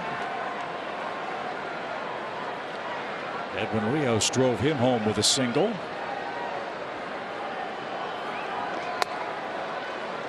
And when you're not around the plate, you're not going to get the borderline calls. And what you are strike zone at, those pitches are too high above the belt. And Newcomb's gone 3-0 after walking Justin Turner. Got that one though. 3-1. Another big arm that would benefit from getting ahead in the count. Just needs better command. And you're waiting for that with Nuke because it's rare to have this big lefty arm, big frame, throws easy. Just have to get command going. Foul back and out of play, full count. That's kind of where the business of baseball factors in too. If you have a pitcher that's struggling, you'd like to maybe send him down to AAA or figure out a way to get him back on the beam without the pressure at this level. Sean Newcomb does not have any options left. The Braves tried to sneak him through. Somebody might be able to claim him. As this ball is hitting the right, Heredia is underneath and makes the play for out number 1. And I want to be clear, I'm not suggesting in any way, shape, or form that that's the case, but that's the business reality of it. Sean's out of options. If he wants to stick here in Atlanta, he's got to throw strikes. No, you're absolutely right. He knows that. You know, he's just struggling to figure out how to do that. Good result to get Smith to fly out. Bellinger, the batter, he's 0 for 2, but has an RBI. Last time up, he hit that bullet off Matt Olson's glove. And I still believe he has the stuff. That's why it's so tough for the Braves. You know, they want to see him be successful. He has an electric arm. This is the team he almost no hit. And it was 130 some odd pitches, and I think 125 of them were fastballs. The Dodgers had no chance against him that day in Atlanta. And so to your point, yeah, it's in there. Hopefully we'll see it the rest of the way tonight. Bellinger trying to launch that one into the pavilion. Speaking of no hitters, perfect games, and great stuff, Japanese Roki Sasaki. Have you seen that? what's going on there. Started off with a perfect game. Next game throws 8 innings, gets taken out of another 8 innings of perfect baseball. Shot to right. Long run, Heredia. That's going to roll to the wall. Around second is Turner. He's on his way to third. They're going to stop him. Heredia played that well in the corner. And the Dodgers threaten again. Second and third with one out. Bellinger with his second double of the year.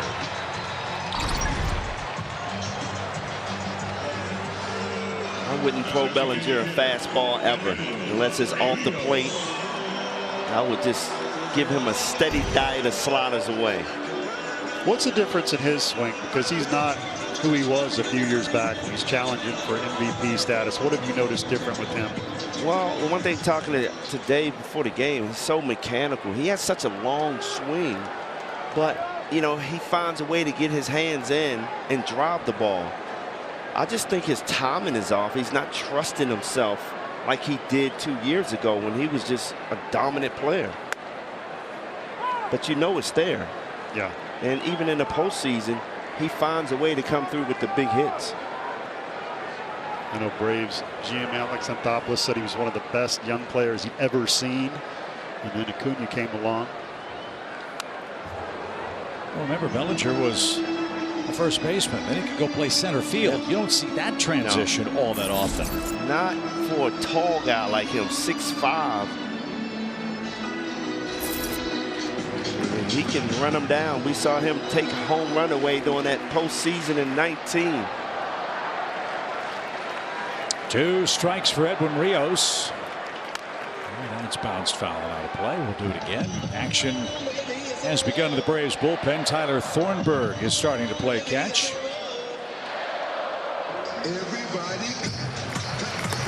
Can't say enough about the great work the Braves bullpen has done in the first 11 games. They've been lights out and night. Strikeouts, good work keeping the Braves in games, giving the offense a chance to catch up. They've got a lot of heavy lifting to do tonight, down 5 runs. And a high breaking ball takes care of Rios for out number 2. That was an excellent pitch there. There you go. Sort of a hanging curveball after throwing 95, 96. Looks like it's going to hit your front shoulder. Yeah, that was a big, huge drop. About the Valley truck. The great camera work right there. Good to see what it's like when a nasty pitch is coming for that helmet, front of the shoulder, and it just drops. It's tough to tell yourself to swing or stay in there. 21 pitches for Newcomb this inning, Birdie. Was there a pitch that messed you up the most like that when thrown at you? Well, front door hip slider, the curve, definitely. or which one? The curve. Because, you know, I'm always looking fastball or hard slider, and you slow it down and throw it inside like that, kind of gets you jumping a little bit. You know what? We're in LA. That sounds like a potential great movie title. Trouble with the Curve. Hey, you're on to something. 2 balls, no strikes. Speaking of that, I could have been in that movie. What? Really? Yes. What happened? Well, if you remember that game that went 19 innings against, I want to say the Pirates. Yes. And we didn't leave until 2:30 that morning. Right. I was supposed to show up at 6 in the morning, and I couldn't do it. I just couldn't do it, What? guys. I couldn't do it. It was your big chance. It was. It was. I figured I'd get a chance, another chance down the line. 2 balls and a strike. Newcomb to Lux. And he paints a corner. Well, if they've come out with trouble with the nickel defense, you'll be the first guy that they call. Now, what were you going to play in the movie? Did they tell you? Yeah, I was going to be a reporter. Really? And cool. then I watched the movie, and I would have played the part where the guy was hanging around the batting cage watching. Yeah. That would have been me. Raspberries. Off Newcomb's pitching hand, but it deflects to Ozzie. Close play, and they got him to retire the side. Hope Sean's all right. That was a hard hit ball, and it bounced right to the Braves second baseman. They're going to check his hand for sticky stuff. They're going to check for some swelling too. We go to the 6th. Landmark Dodge Chrysler Jeep Ram. And by Xfinity. Supercharge your home with supersonic Wi-Fi. Unbeatable internet. Only from Xfinity.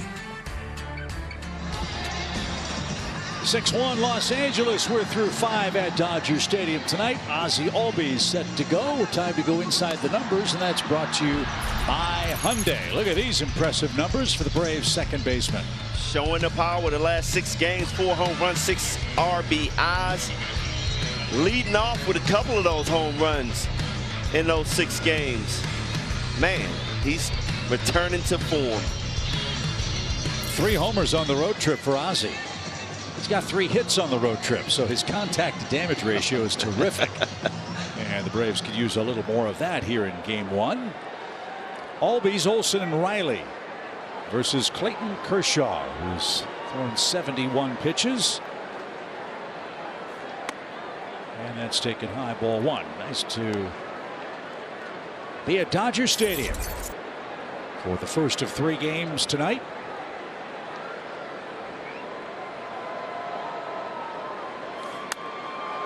And it's lifted toward the Braves dugout, foul, and into the seats. Doesn't want to hear something on Kershaw. This is all true. Game day means cereal and lots of it. His favorite is Golden Grams. He has it every time he pitches. He travels with Golden Grams cereal on the road. And BJ, don't mess with his schedule. Pre-game routine down to a science. 5 hours leading up to game time. He has everything planned from the exact minute he warms up to the amount of water that he sips in between innings. That's impressive, Birdie. He's left-handed. He's supposed to be quirky, right? Yeah.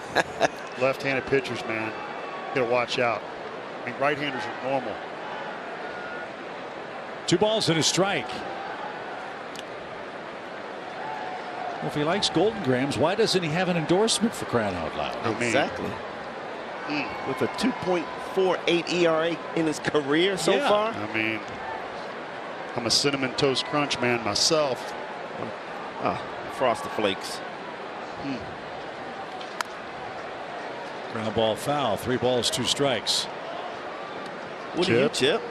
I was praying you weren't going to ask me. I mean, you've already missed on what you put on the Dodger dog, so see if you have a strong comeback here. You look like a Fruit Loop guy.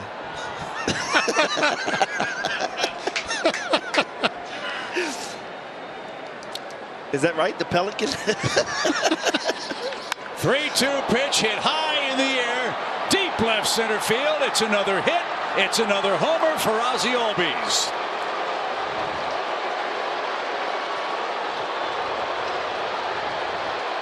The Braves have now hit 15 home runs, 14 of them solo shots. They all count, and they're creeping back in. It's 6-2.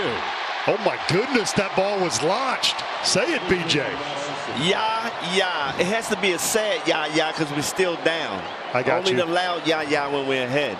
But man, I think he has the home runs covered. He's showing his power so far this year.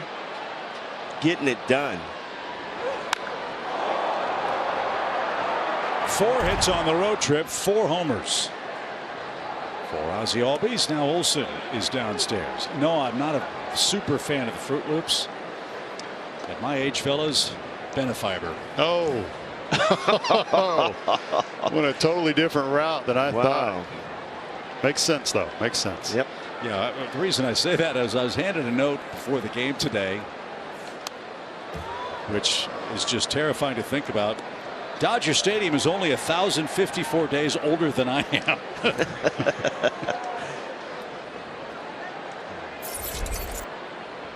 Maybe we can get you a commercial. From your lips to God's ears. 1 ball, 1 strike. And there's another one in for Matt. It's 1-2. Olsen picked up the second Braves hit. That was that leadoff double in the 4th. Braves could neither advance nor score Olsen in that inning. In what was a 1-0 game. And you can see how carefully Kershaw is pitching the Braves first baseman here. They give him the whole left side of the infield. And some room down the line and in the left center field gap. There's that great eye where Olson has made his living so far in a Braves uniform. Highest on base percentage in the National League. As Brusdar Graterol is getting loose. And that one up the middle and through, a base hit. Boy, what a smooth, easy, simple stroke that was. Wow. And back-to-back hits for the Braves, fellas, in this 6th inning.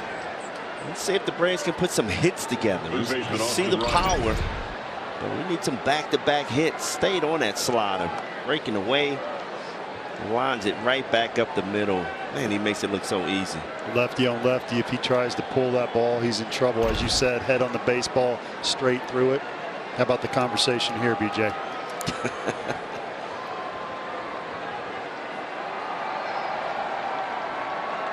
Well, a long ball here, and you start to think about a big comeback. Right guy at the right time. Austin Riley is the batter. And he yanks it foul. Wash with a nice play at third. He still got it.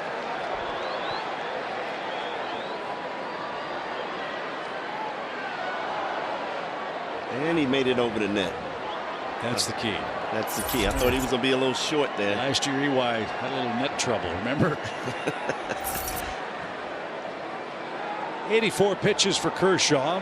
Figure the leash is getting shorter by the minute here. There's another bullet. And Riley foul. 0-2 the count. Riley just can't seem to lay off that low inside pitch.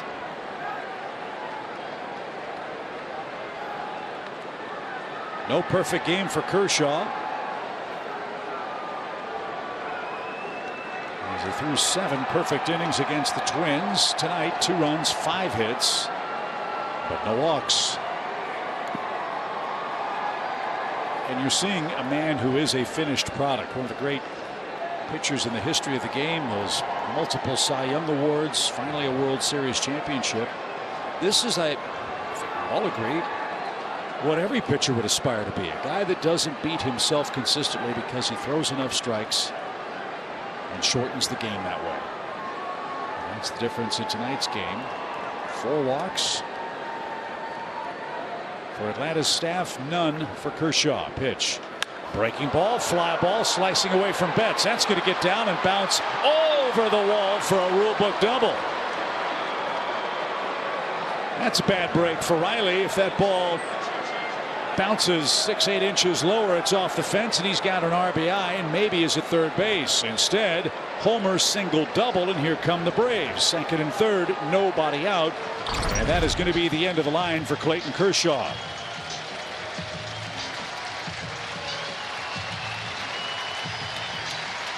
Nice job staying behind that curveball right there, not trying to do too much or pull it again. Goes with it. Made Kershaw bring it up. So, standing ovation for Clayton Kershaw, but the Braves are in the Dodgers bullpen and threatening again here in the 6th. Third, Marcell Ozuna is coming up. First things first, though, fellas, here's our Georgia Natural Gas Impact player. I think it's safe to say Marcell has made an impact.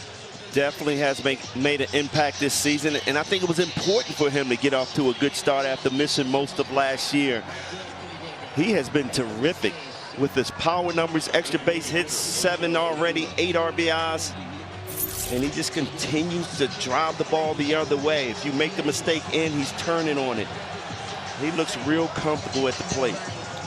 So the Braves have gotten Clayton Kershaw out of the game, but now they have to deal with Brusdar Graterol. All he does, fellas, is throw 99-mile-an-hour sinkers. Can get that 4-seamer up to 102. I'm excited about this matchup right here, BJ. Ozuna loves the fastball. See if he gets the express or something with a wrinkle. Braves have a great chance to make a game of it here. And it was off speed. Strike 1 to Marcell. Righty on righty with runners in scoring position coming out of the pen. They almost always get that first pitch breaker. Graterol throw fastball up and in. Likes to go to the slider and cutter too to finish him. At the knees at 100. There's the sink. I'm with Marcel there. That was a little low.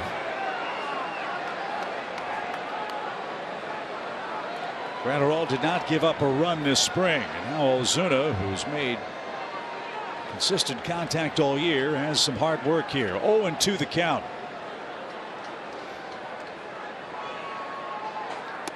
Nice stop by Smith. That saved a run. It's 1-2. One thing that characterized these Braves teams the last 3-4 years has been their ability to come back and hammer opposing bullpens. That would be a nice way to start this series. Braves are down 6-0. It's 6-2 and threatening here. The pitch at the knees at 101 miles an hour. Ozuna's rung up for out number 1. That's just a tough pitch there. I mean, you got to get that ball up in the zone because it sinks down at 100. And you got to commit early, Paul.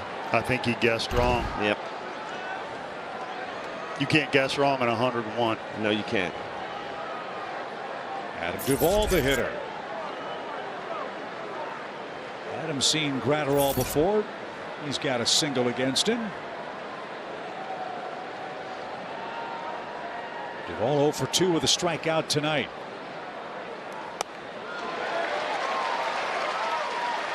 It's just amazing how the game has evolved. I never ever dreamed I would say that a major league pitcher is painting at 101 miles an hour. And this guy is. They got him from the Twins. No balls and a strike. On the ground. Turner will concede the run. High throw, but Freddie stretches out. Give Duvall an RBI. That will score Olson. Moving to third on the ground out is Riley. The Braves have cut the lead in half. It's now a 6-3 score. Give Duvall his 7th RBI. Catcher Travis d'Arnaud. Hey, putting the ball in play. You see the infield playing back. Easy RBI. Making the game closer. That run belongs to Kershaw. Riley his responsibility too. And now with 2 outs, Travis d'Arnaud's coming up. About a little 2-out RBI, fellas.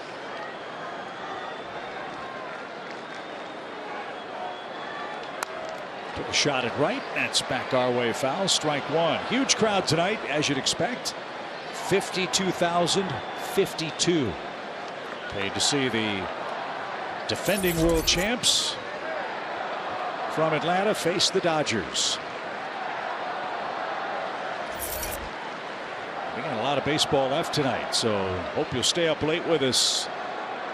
In the southeast, little pop, shallow left. That might drop. That might drop. It will drop.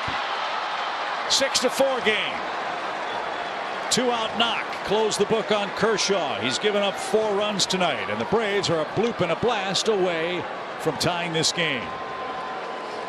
Sometimes you just got to put it in play. d'Arnaud with the chop, and BJ, we got a ball game. That's a fastball sinking in on the hands. Got jammed on that ball, but he was strong enough to get it out there for a base hit. Lux playing deeply. Couldn't catch up. And now the tying run comes to the plate. Orlando Arcia was scheduled, but it looks like Eddie Rosario is going to get a chance to get booed by the Dodger fans because they remember what he did in the postseason to the LA staff. Mark Pryor is the LA pitching coach, and he's out with a strategy session. This will be a great spot for Eddie Rosario to relive his October and November magic. Our trip around the bases brought to you by Destin Fort Walton Beach. Well, he definitely needs some magic right now. He's been struggling getting up to a slow start. That would be great to see him break out, get off the snide with a big hit. I love it. If you're back in Atlanta watching, get out the hot chocolate because this game is not over. 14 hits against the Dodgers in the playoffs last year.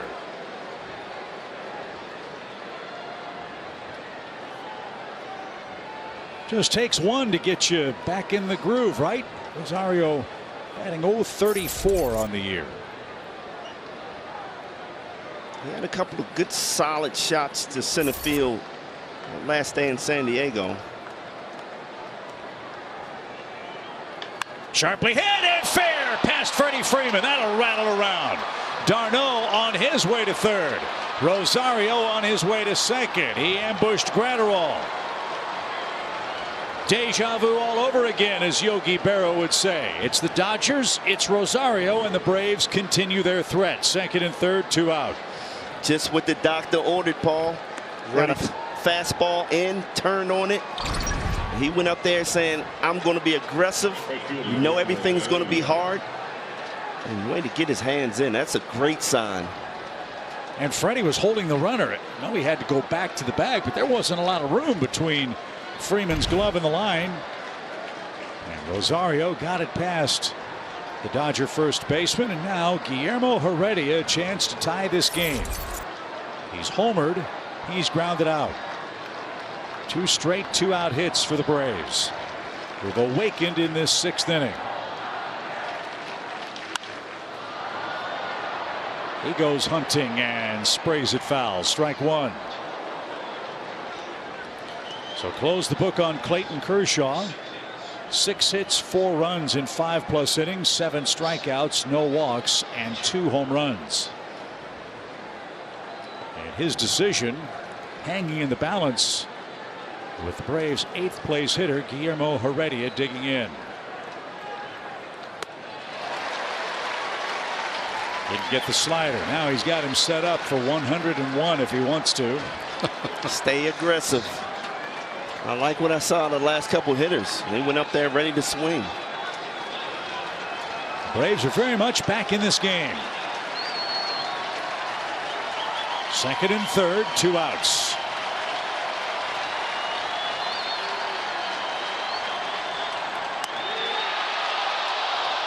Smith held it there, but it was off the plate. Great eye by Heredia. Me, I'm swinging at that pitch. And we'll say it again. That's why you're sitting here. Exactly. 1 ball, 2 strikes. Here comes the express sinker. He's choked up just a tad. He's ready for it. Fought it off. Get off me, ball.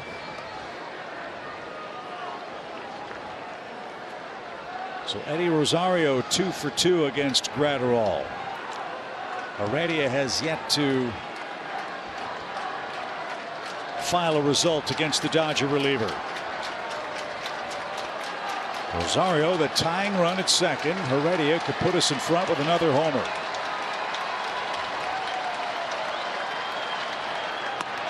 Did he go? Yes, he did. Check swing strikeout ends the Braves' 6th. However, Atlanta strikes for 3 against Clayton Kershaw. The rally started with a leadoff homer for Ozzie Albies. 4 hits on the road trip, 4 homers on the road trip. And just like that, the Braves are only down 2.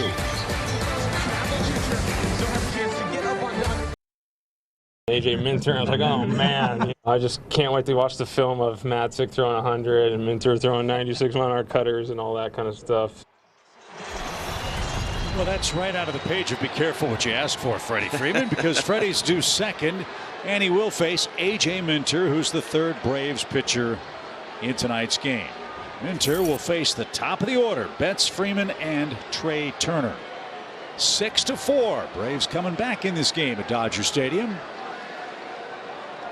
And as we've seen, the recipe for success for Atlanta is Rosario stays in the game to play left. Even if you're down, turn things over to this bullpen, put up zeros, and hope the bats can come back. Absolutely. Good matchup right here. Fuel against Mookie Betts. Quick bat.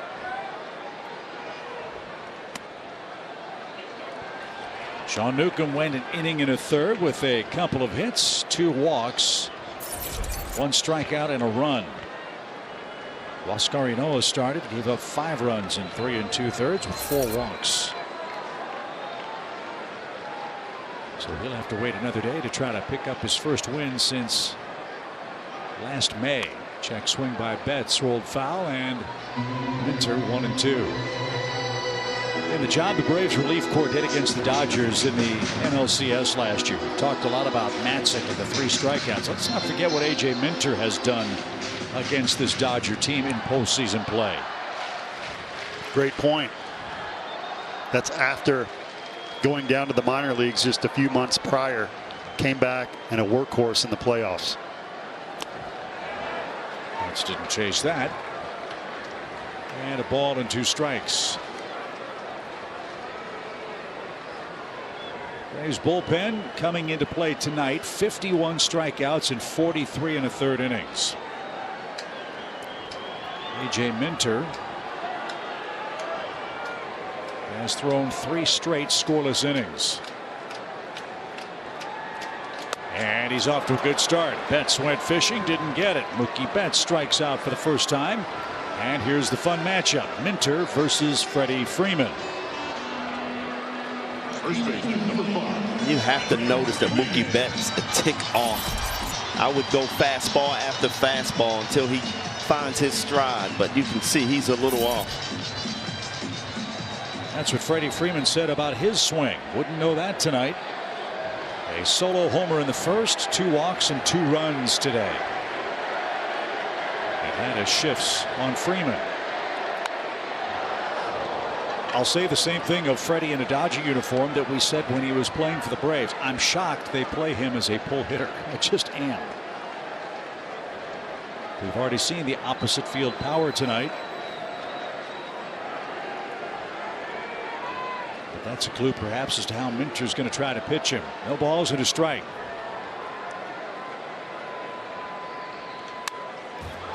Coming right at him. 0-2. You know, I said it before the game, guys. You know, it's emotional for Freeman. It's emotional for Jansen. And you're going to have a chip on your shoulder. You know, it's how you handle those emotions. And Freddie already showing you he can handle those emotions. A.J. way ahead in a 6-4 game. I like that miss right there. 97 lefty on lefty, but unfortunately lefties hit 308 off Minter on that fastball. Righties below 200. That's not normal. He's got a good fastball, but very effective slider. Let's see if he goes back to it.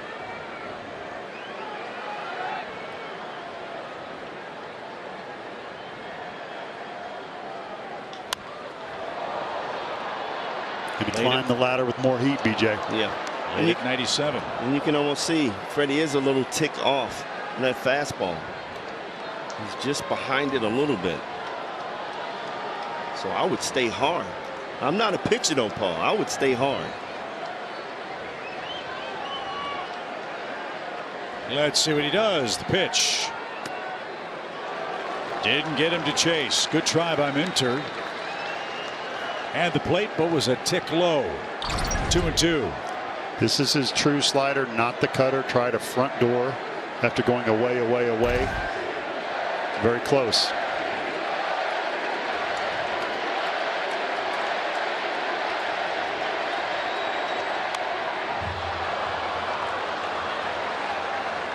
This is what makes Freddie Freeman such a tough hitter. Over 1,700 hits in a Braves uniform. 296 career batting average. 975 runs. Has to be frustrating, Paul. You're really good pitches and he continues to foul them off. Absolutely.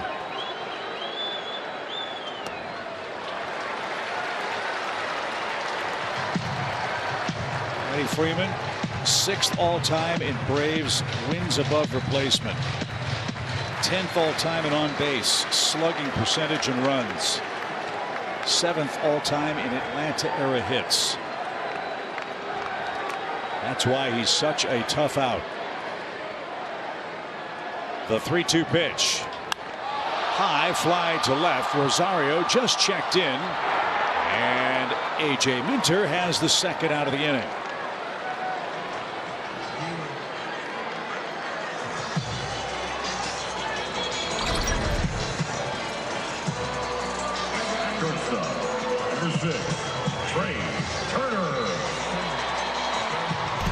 Can of corn for Eddie Rosario. And and 2 men are out. Here's Turner. He has one of the big hits for the Dodgers, a bases loaded double that scored 3 runs in a 5-run Dodger fourth.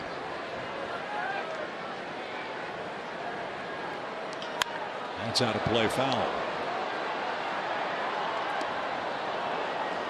And Trey Turner back at his normal shortstop spot now that Corey Seager is in Texas playing for the Rangers. Seager, who, by the way, got walked to the bases loaded the other day. I saw that.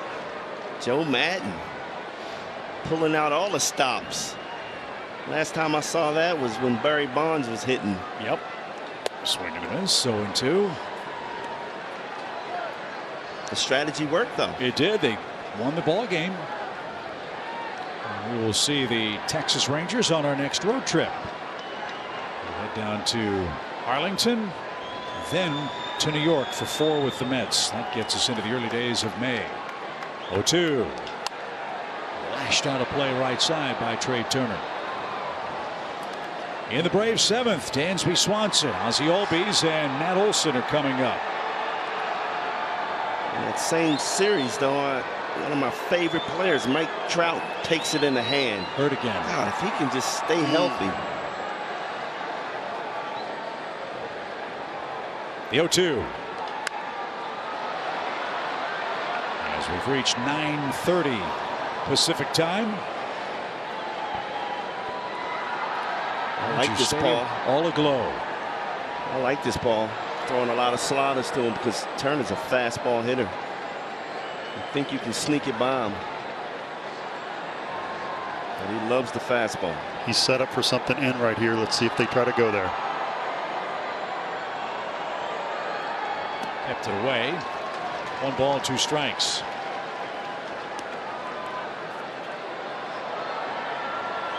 Max Muncy waits next for LA. He's 0 for 2 tonight. Braves trying to win their 2nd series opener at Dodger Stadium in the last 12 years.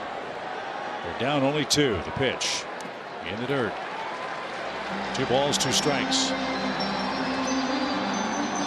So if I'm pitching and I'm trying to work on one side of the plate and get a chase and I see body language, they're not even sniffing at it, that's when I know they're honed in on that outside part of the plate.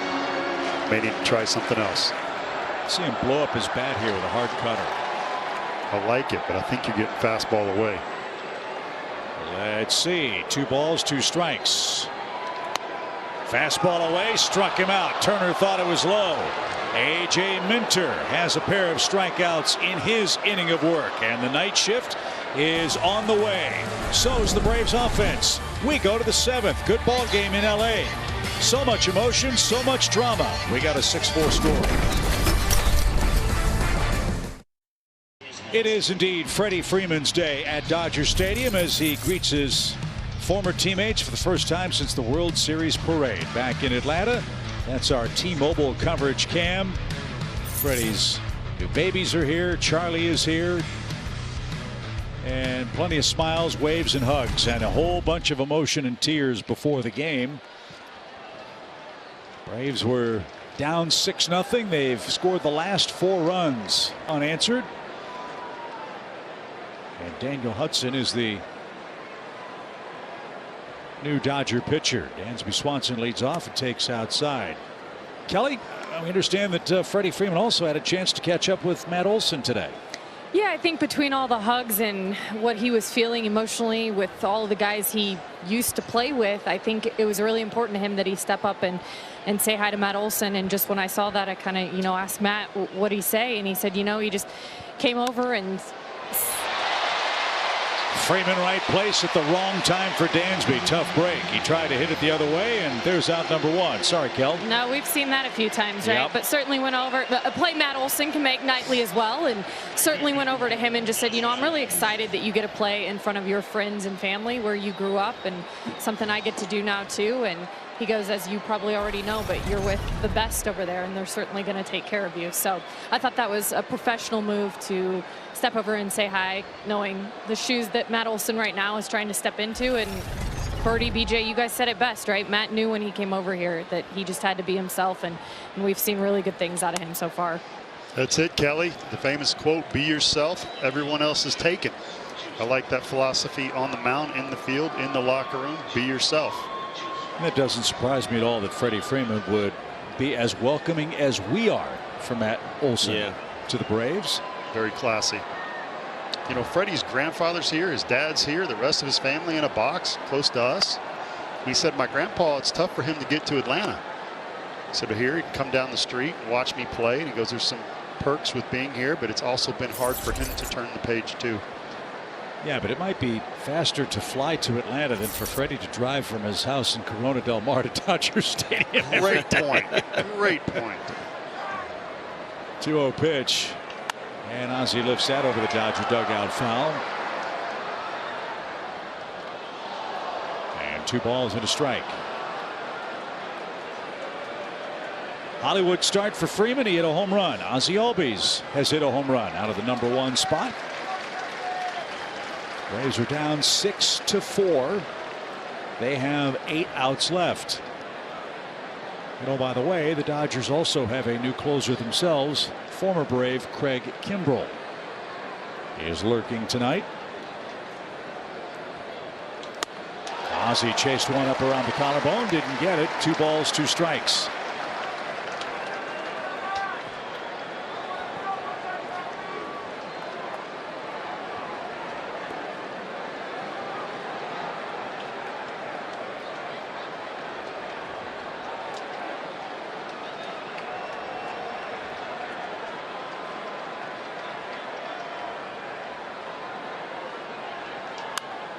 Good battle with the Braves second baseman Ozzie Albies. Again for Ozzie, every single one of his hits on this road trip has left the ballpark.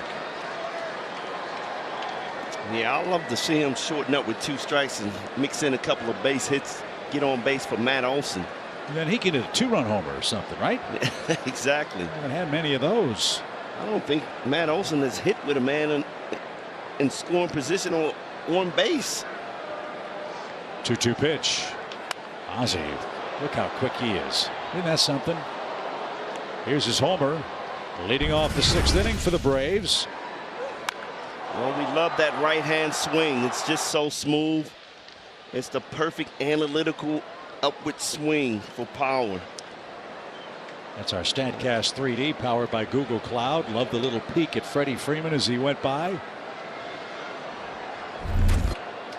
Freddie with the heavy air, they still make it look easy. The fight continues for Ozzie Albies. Same thing in San Diego where we lost a couple in another park that's tough to hit home runs.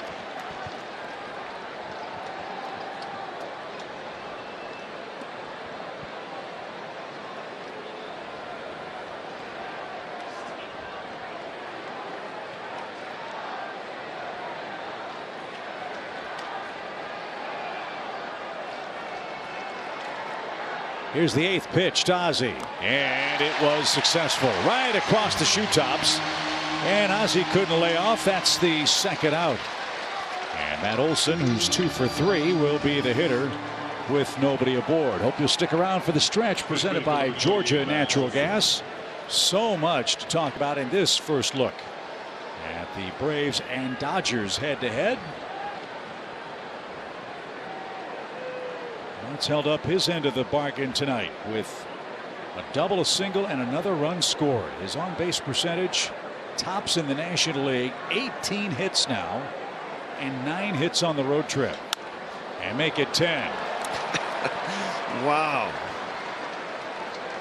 He really got jammed, but he kept his hands in and found a hole, Paul. It's unbelievable. 2 master craftsmen appreciate that result. It's inside fastball, and he still got his hands in and pushed it out. With a lot on it. Hudson throws 95 to 99 miles an hour. Nice, easy swing. Is he going to be the next Ted Williams, hit over 400 this year? Is it too early to talk about that, Chip? Yes.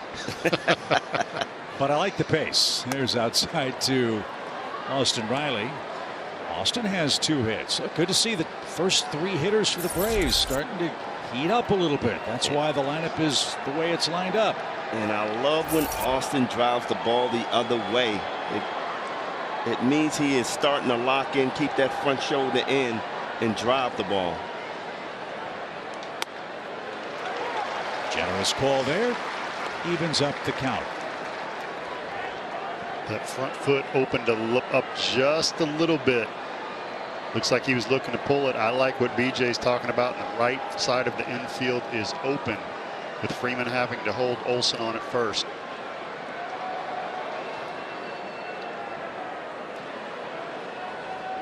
Darren O'Day and Tyler Matzik are getting loose in the Braves bullpen. A little more two-out magic here for Atlanta in the 7th pitch. Oh, what a cut. He was all over it and fouled it straight back. Hudson got away with a mistake. There you see that hole on the right side. My partner BJ likes Riley when he goes the other way. I agree, because he's got thump. He can lead the yard to all parts of the field. He was another clutch two-out hitter for the Braves last year. 48 two-out RBIs. Here he's down to his last strike.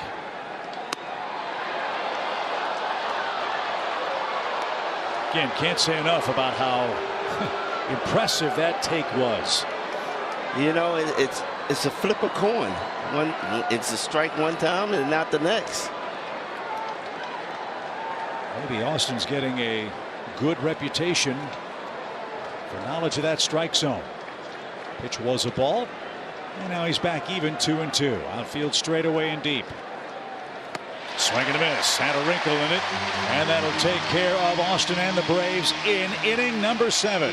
6-4 Los Angeles the lead as we send you back to Atlanta and the stretch. Complete your next visit to Truist Park. Buy and manage game tickets, unlock offers, access exclusive content, and much more. Download the MLB Ballpark app today. Festive atmosphere in Los Angeles. Terrific game. Battle of the bullpens the rest of the way. Next man out of the chute, fellas, is veteran right-hander Darren O'Day with the 4, 5, and 6 hitters coming up for the Dodgers.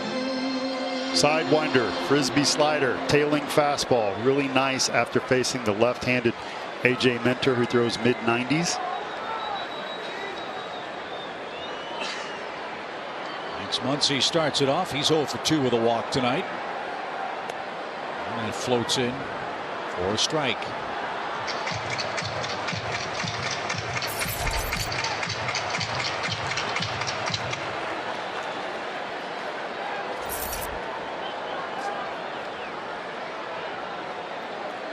Darren O'Day, 2 1/3 innings of scoreless relief in 3 appearances. And he'll be off to a good start here as Ozzie scoops that up. Good start to the inning. 1 man down. Justin Turner, the hitter. First, a quick message from Texas Pete. Welcome to the tribe. The Texas Pete tried and true. Texas Pete, sauce like you mean it.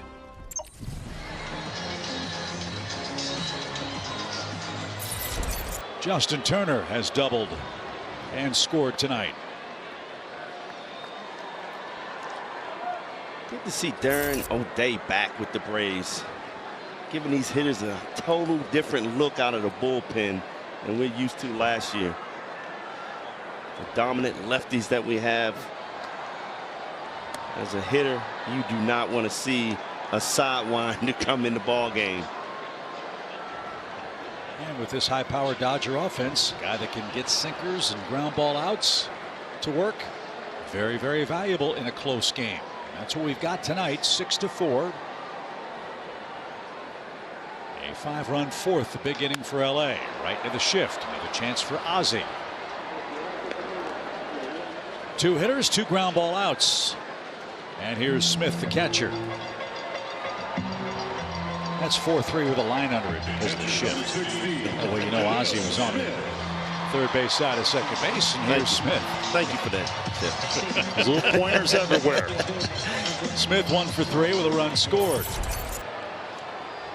In the Atlanta 8th, Ozuna, Duvall, d'Arnaud, and Rosario, the first 4 scheduled. We'll see if Hudson continues for the Dodgers.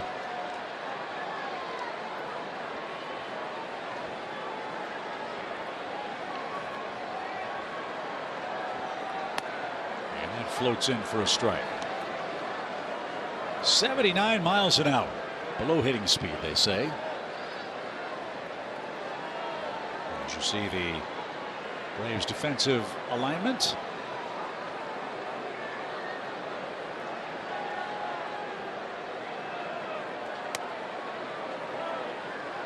A little too wide. A ball and a strike. As a hitter, you go from looking to picking up the ball above the pitcher's head, the backstop kind of area, to all of a sudden now looking below his waist, almost out towards second base, with totally different speed and totally different action on the baseball. Hit high in the air to left, but no carry to it. Rosario will handle in front of the warning track, and the Braves bullpen continues to roll merrily along. We go to the 8th, heart of the order up in a 2-run game.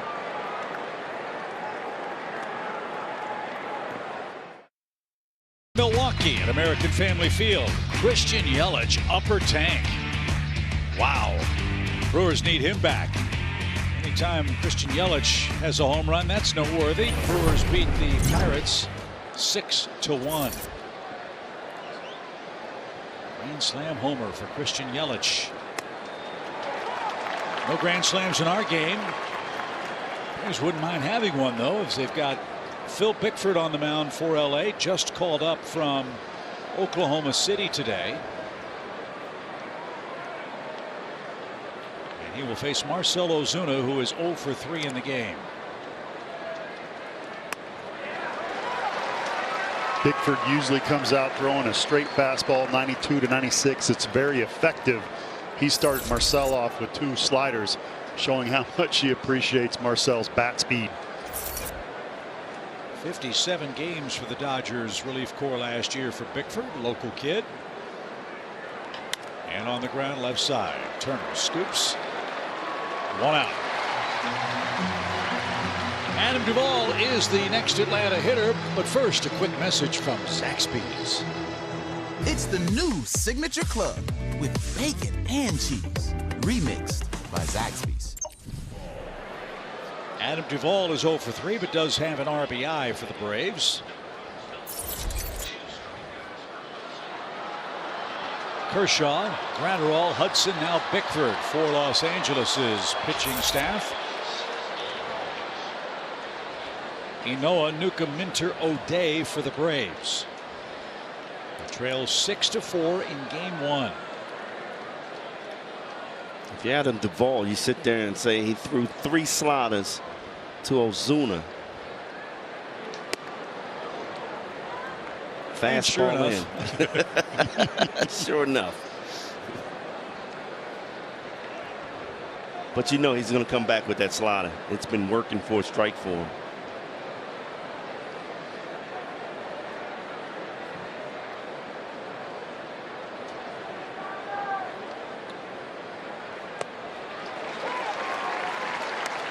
Paints a corner and evens the count.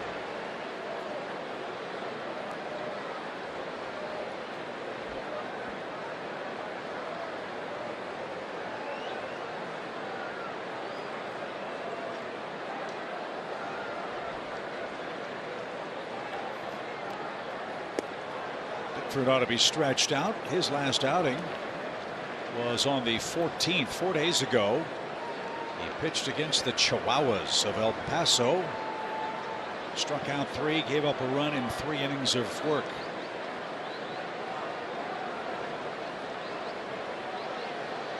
Duvall trying to reel him in, get on base to bring the tying run to the plate. But he's down to his last strike. There's that good slider BJ was talking about. Dave Roberts putting him in this situation with a 6-4 lead in the 8th. Shows you how much he trusts him coming up from AAA. This big arm. Isn't that the best thing to do when you first come up? Just throw you right in. Put him in there right away. Don't have time to think. Lined into the shift, but right at second. Max Muncy behind the bag. Adam hit that with some draw. It was knuckling, but Muncy stayed with it for out number 2. Catcher number 16, Travis d'Arnaud. So the best d'Arnaud could do is make it a one-run game, but he does have an RBI tonight. Braves had 3 runs in the 6th on 5 hits.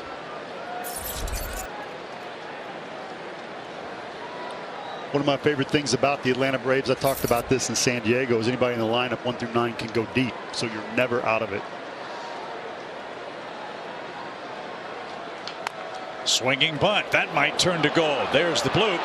Now we need the blast. Infield hit for d'Arnaud, and guess who's coming up? Eddie Rosario, who doubled past Freddie Freeman in a pinch hit appearance in the 6th. Oh, that's the best way to get a hit right there. You got the third baseman playing back. You swing out of your shoes, and it just hits a dribbler. And then you give running tips to Matt Olson on the bench. Look at that slider breaking away, and you're trying to pull that ball back. Hey, when things going good, you just got an RBI single. It's going good. Pump those arms. Look at it. Gotta have fun. And d'Arnaud is tonight. Now let's see if Rosario can chase him home. Rosario doubled in the Atlanta 6th.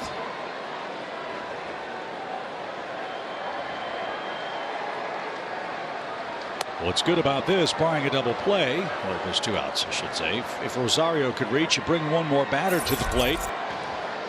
You guarantee Olson gets up in the 9th. There's the Dodger defense with 2 outs.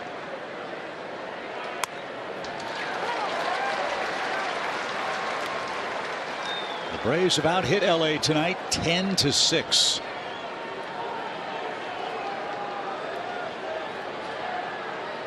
Single run in the 5th, 3 runs in the 6th.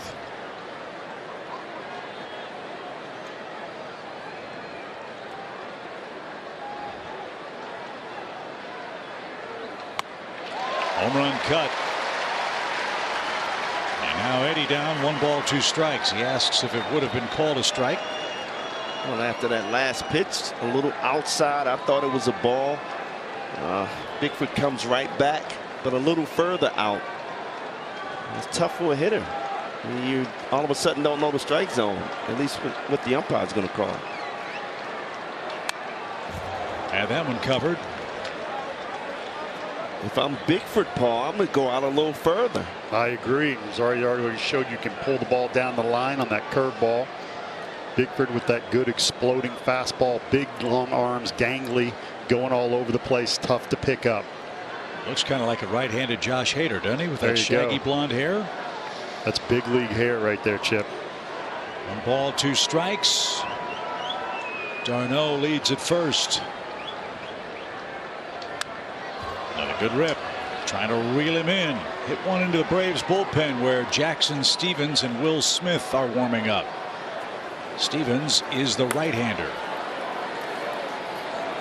The Dodgers will have Bellinger, Rios, and Lux scheduled in the bottom of this inning. I like the way Rosario is staying back. You know, he's able to see the ball a little longer. He's fouling balls off, tough pitches.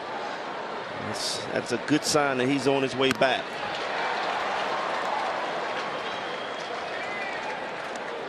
We say it all the time, BJ. Just takes one. Just takes one hit to get that confidence going. I talked to Kevin Seitzer before the game. He says nothing wrong with his mechanics hitting the baseball. He sees no problems. It's confidence. It's in the head. And I agree with you guys. I hope that gets him going.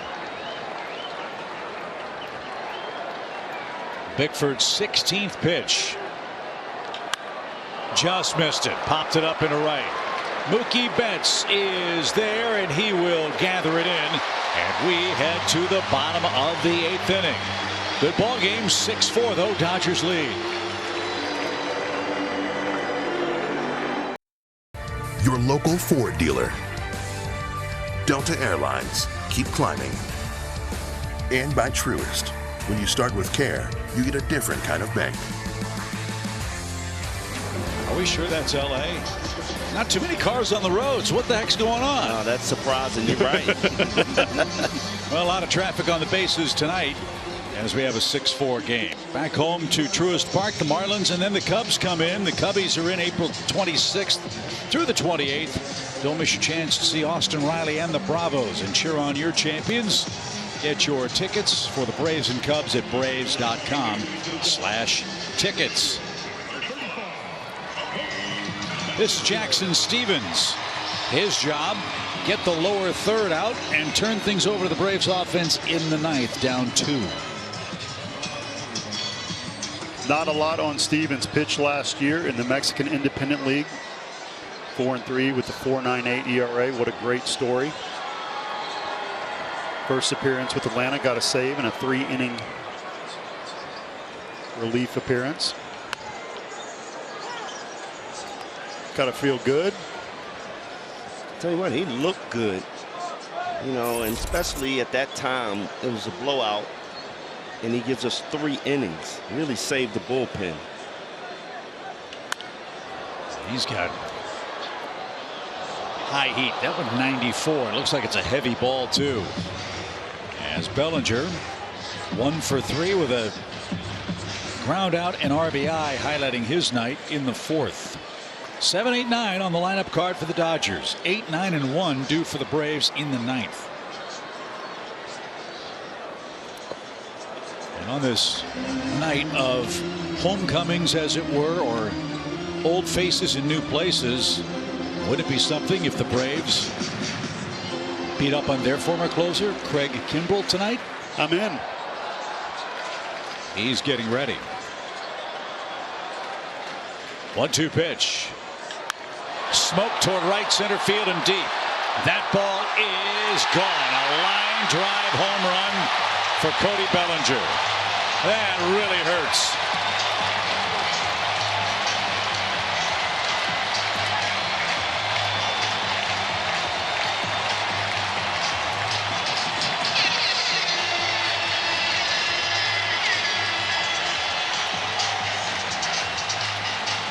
A 400-footer for Bellinger.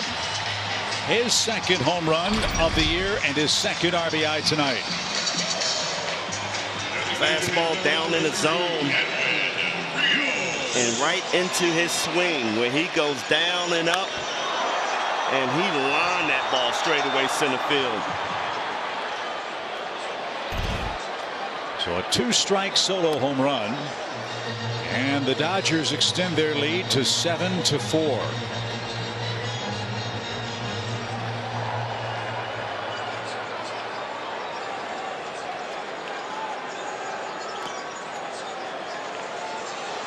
Got to credit Bellinger too, because he hasn't seen Stevens a lot. Stevens with 2-seam, 4-seam fastball, curve, slider, change, has that starter type arsenal. Bellinger picked the pitch and didn't miss.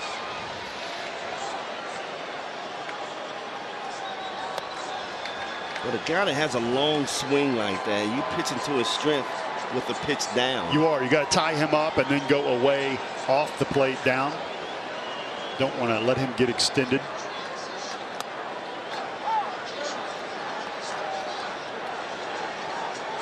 Former MVP showed you why tonight. Cody Bellinger with a leadoff homer to extend the lead to 7-4.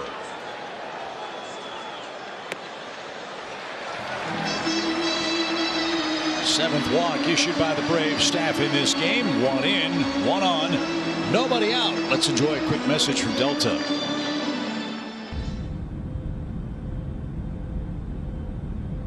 Delta, proud to be the official airline of the 2021 World Champion Atlanta Braves.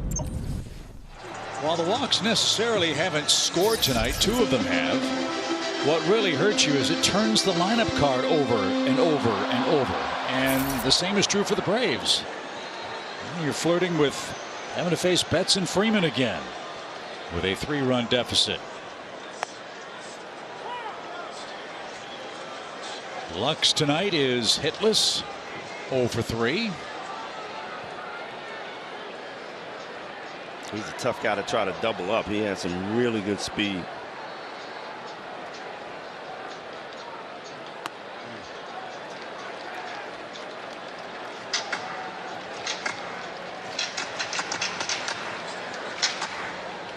exactly why David Roberts said they love this kid. He's an infielder, can play outfield, really good speed. Back to the mound. Let's see if Stevens can start the double play. Good play by Dansby. It gets away from Olson.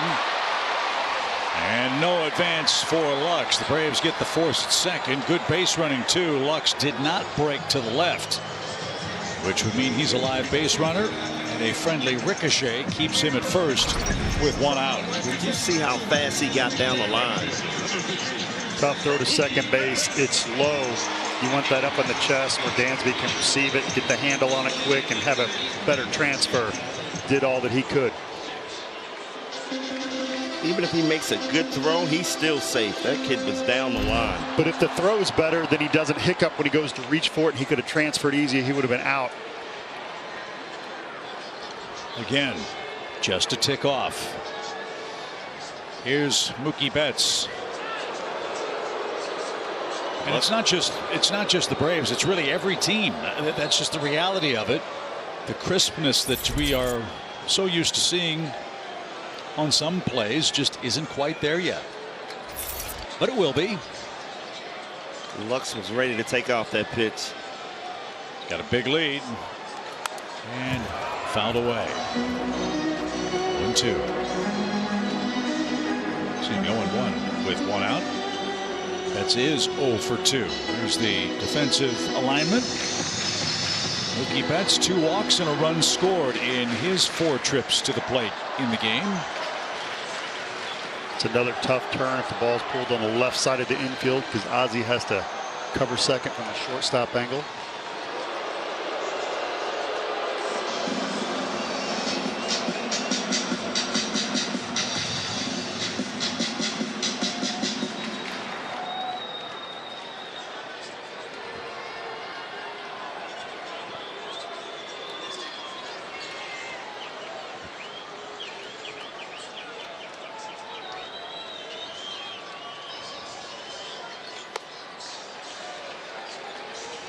One ball, one strike.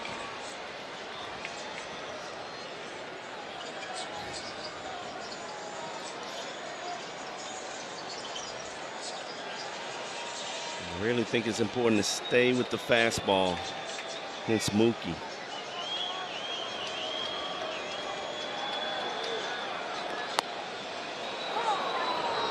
And this series in Los Angeles featuring obviously 2 great teams, 2 proud organizations, and so many great young players. Albies, Riley, Freeman, Mookie Betts, just to name a few.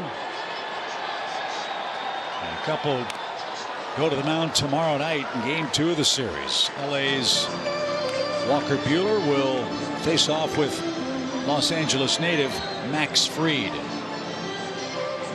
And then we will wrap up the road trip and the series with Charlie Morton on Wednesday afternoon. Tony Gonsolin will pitch for the Dodgers.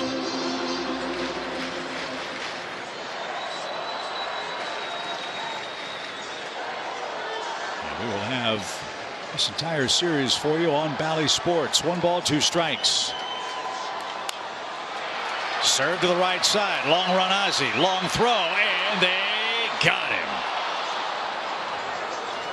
Great piece of hitting by Mookie Betts. Even better defensive play. Look at the range of Ozzie Albies with a fast runner trying to beat the shift.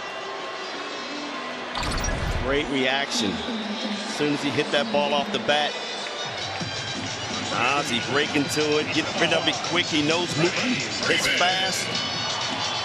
And Mookie is just not having luck right now. Game of inches, BJ. Yes, it is.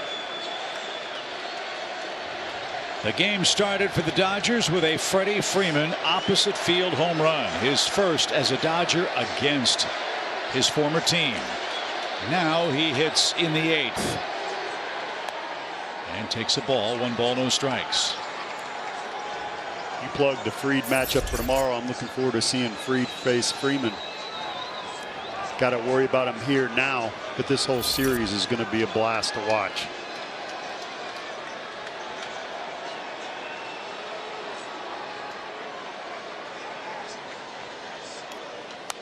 Took a little off, and Freddie fought it back for an even count. 1 ball, 1 strike.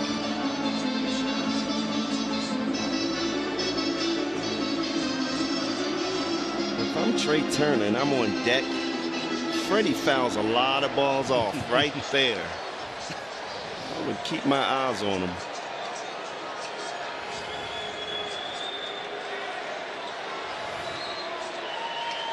One ball, 1 strike. Stopped by Travis. Ball 2. Steve has got some good stuff. That's an 89-mile-an-hour power curve. Fastball's got some run and some sink. I like what I see stuff-wise.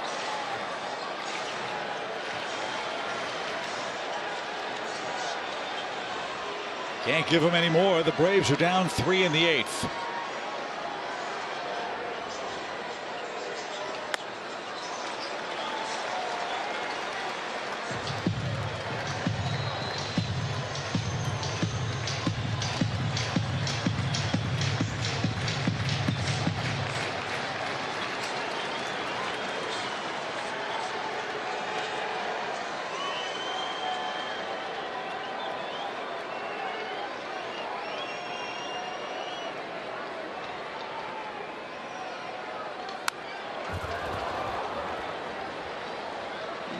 Freddie had a pitch to hit. There's Full another count. one, Trey fouled. Man.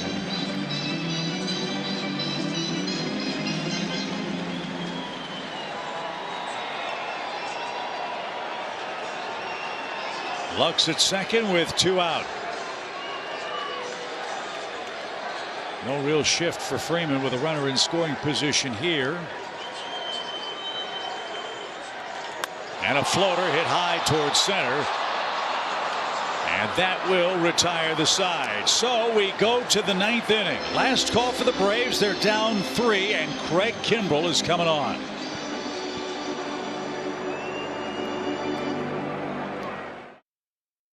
Max Fried taking the ball for the Braves tomorrow, and he'll be opposed by Walker Buehler in Game 2 of this 3-game set. And in talking to Max this afternoon, he says, you know, it's always fun for me to come back here to Los Angeles and pitch. Of course, went to high school about 10 miles up the road, and he said now that he has pitched here a couple times, he goes, I am less inundated for tickets, but Grandma and Grandpa will be here tomorrow along with his dad, and looking forward to the matchup, Chip, as you mentioned, against Freddie Freeman. He goes, you know, that's a huge challenge, and in fact, just in general facing the Dodgers here, he's looking forward to kind of taking that next step. He felt like he got into his rhythm finally that last time out, but he goes, against this lineup, man, you just have to attack, attack, attack. And here we go, another little reunion on the mound as Craig Kimbrel takes over here in the 9th. You're right, Kelly. Who would have thought it's old home week for the Braves and Dodgers? Exactly. Craig Kimbrel, former Braves closer, San Diego, Boston, the Cubs, the White Sox. He's the man that follows Kenley Jansen at the end of the Dodger bullpen. And he will have Heredia, Swanson, and Ozzie Albies in the 9th inning with the biggest lead you can have. And it's going to be Alex Dickerson pinch hitting for Heredia here in the 9th inning.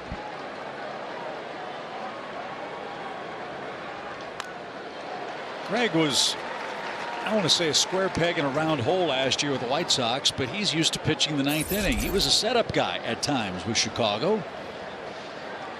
It's not going to be a problem for him back in the National League here with Los Angeles.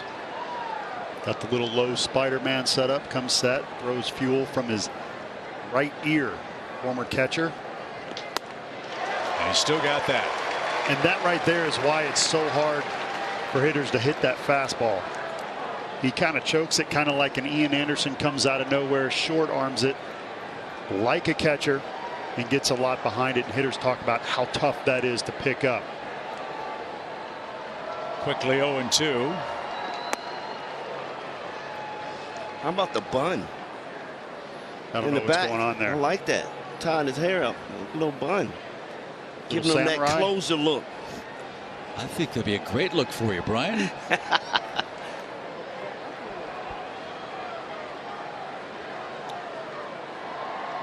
One ball, 2 strikes.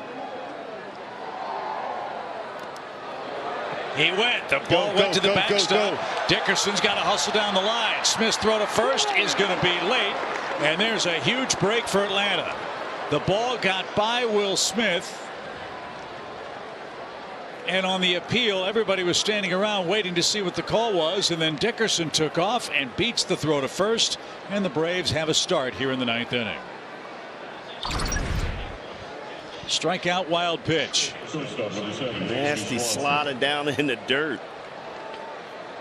Great job by Alex recognizing, and I think Ron Washington was yelling at him, run.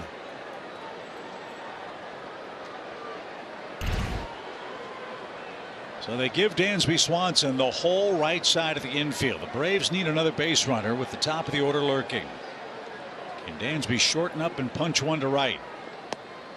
He's 0 for 3 in the game with a couple of strikeouts.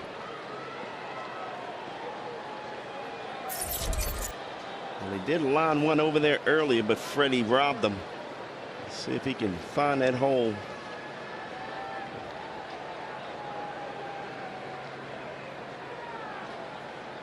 Dansby has a double against Kimbrel, who from time to time can get wild. And I'm sure Bertie, from an emotional standpoint, he thought he had the first out. Now he's in some soup. You got it. You're also pitching for the Dodgers against your former team. Can be amped up a little bit. Swanson choked up on the bat. He's ready for the heat. He's in the driver's seat. 2 balls, no strikes.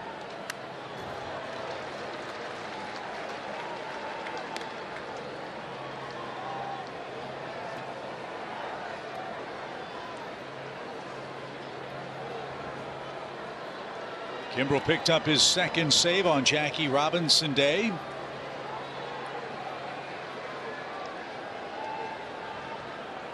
Was traded to the Dodgers on April Fool's Day for A.J. Pollock. 2 balls and a strike. Grounded towards second. There's one. Step on the bag and a first, double play. 2 out.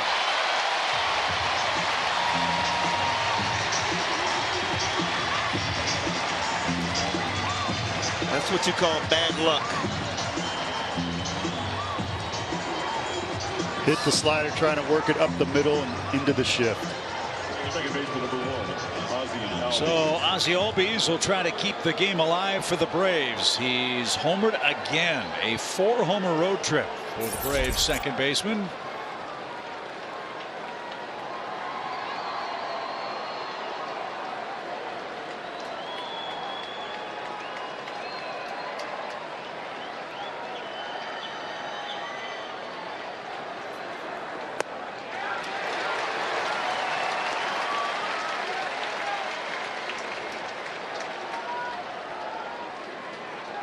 Braves have left 5 on base.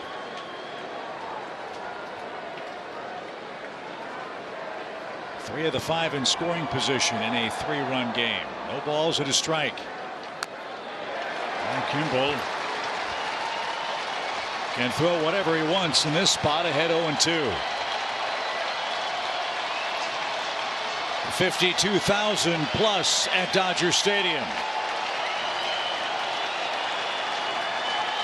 LA has won 6 straight games.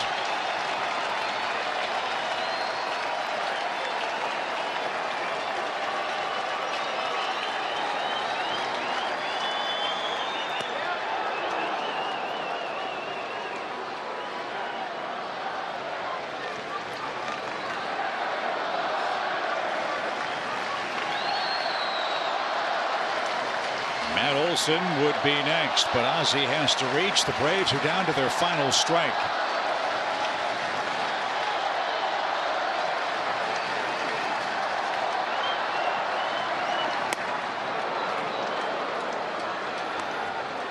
Make this guy throw a lot of pitches if he can. You might take him out of contention tomorrow night. But he's only thrown 11 pitches so far. He threw 13 on Friday night. 2 balls, 2 strikes.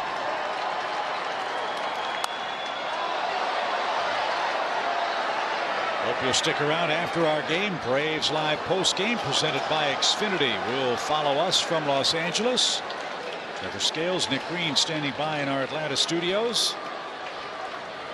An emotional and entertaining game one at Dodger Stadium tonight. It's unfortunate the Braves have out-hit the Dodgers 10-7. Dodgers have thrown their best across the board. Worked Kershaw out of the game. Hit 102 off Gratterall. It's coming up a little bit short. But they still have some life. 2 balls, 2 strikes. On the ground. Turner's got it. And the Dodgers win game one by a final score of 7-4. Craig Kimbrel to save. Freddie Freeman in his first game against his former mates had a night he'll never forget. A homer in the first inning. A Hollywood ending to the night. No question about it. And Noah did not have his best stuff tonight, giving up 5 earned runs. And, you know, aside of me, happy for Freddie Freeman getting it done, but sad that the Braves lost. But the positive of it, the Braves came back off of Kershaw and scored 4 runs. Absolutely. And how about the Dodger fans? Sometimes they leave a little early. They didn't tonight. It felt like playoffs. Good game. Braves tried to inch back into it, just coming up short. I love the pitching matchup tomorrow with Fried and Buehler. You do not want to miss it. And we will have it for you here on Bally Sports as the Braves and Dodgers will play the middle game of our 3-game series. An emotional night. A night we won't forget. And it's back to business tomorrow as the Braves will try to even up this series and earn their 6th win of this young season. Join us at 9:30 for Braves Live. And speaking of Braves Live, it's coming up next. For Paul Berg, for Brian Jordan, and for Kelly Kroll, I'm Chip Geary. Thank you for joining us. We will see you tomorrow night from Dodger Stadium. And Braves Live wraps it up next.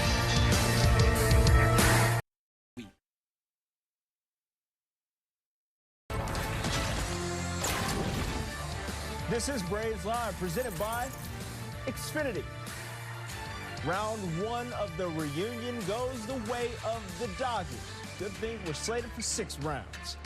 LA wins 7-4 out there at Dodger Stadium. The first of 3 we will play in LA. 3 more will be here in Atlanta in mid-June. Trevor Scales, Nick Green back here in your Atlanta studios. And Nick, you are unable to survive the heroics from both Freddie Freeman and Clayton Kershaw to get this win. Yeah, you know, when you play the Dodgers and you give up 7 runs, it's not ideal, obviously, but it's tough to win. This pitching staff is so good.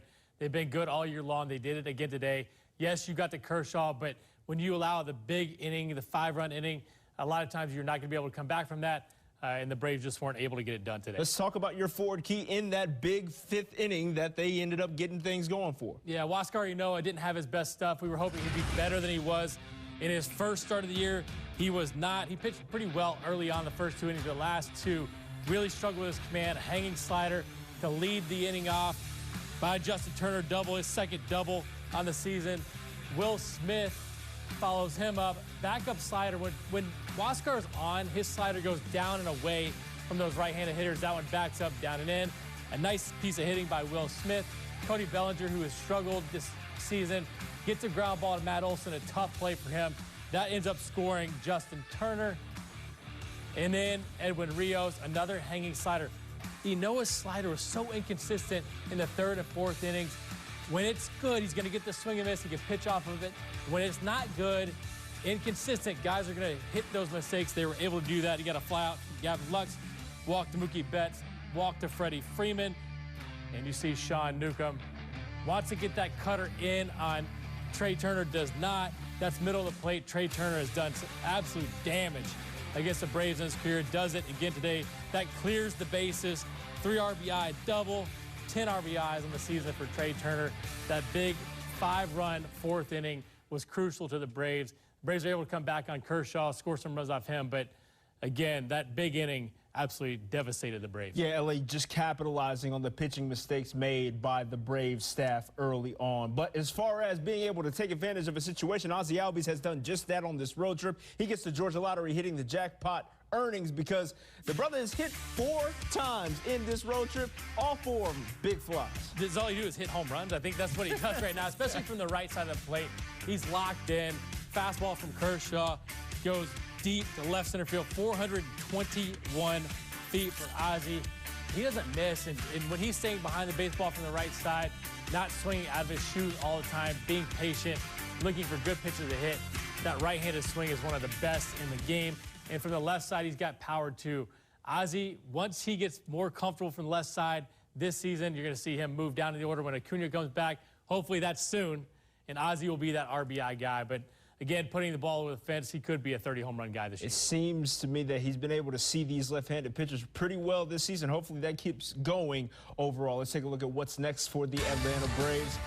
Your Georgia Drive Chevy upcoming schedule. Max Fried looking for his first win on the season. He will take on Walker Buehler for the Los Angeles Dodgers. Coverage begins right here at 9:30 p.m. Eastern on Bally Sports South with a little Braves Live. We mentioned the big fly antics of one Ozzie Albies. He got one today and even got to flash a little smile at his old homeboy, Freddie Freeman, as he rounded first.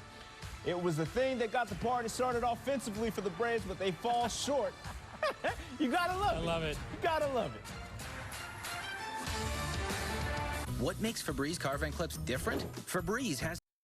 Braves Live is brought to you by your local Ford dealer and by Cook's Pest Control. You don't have to live with pests.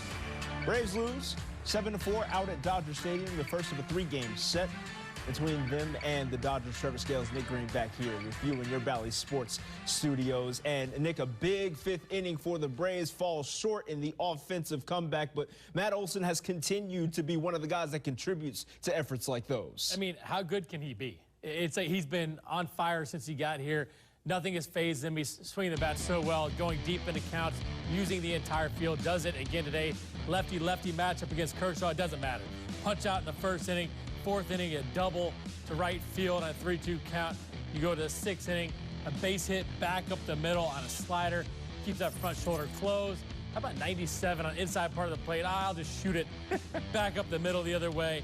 3 more hits for Olson. He has 7 multi-hit games in the last 3 games. He's 8 for 12. As far as being impressive, I don't know if there's anybody that's been more impressive in the game of baseball as far as walks are concerned, not punching out a lot, using the entire field. The power's obviously going to be there. It plays great defense. Matt Olson has gotten out to a tremendous start. You talk about the multi-hit games, his 3rd multi-hit game in 4 days. That is the Toyota Let's Go Places performance of the evening. We will continue here on Braves Live, wrapping up things post-game on the other side. Omega Guillermo Heredia, not a humble, embodied, because he got it cracking with the home run early on in this one. 1 of 4 runs scored for the Braves. They fall by 3 out in L.A.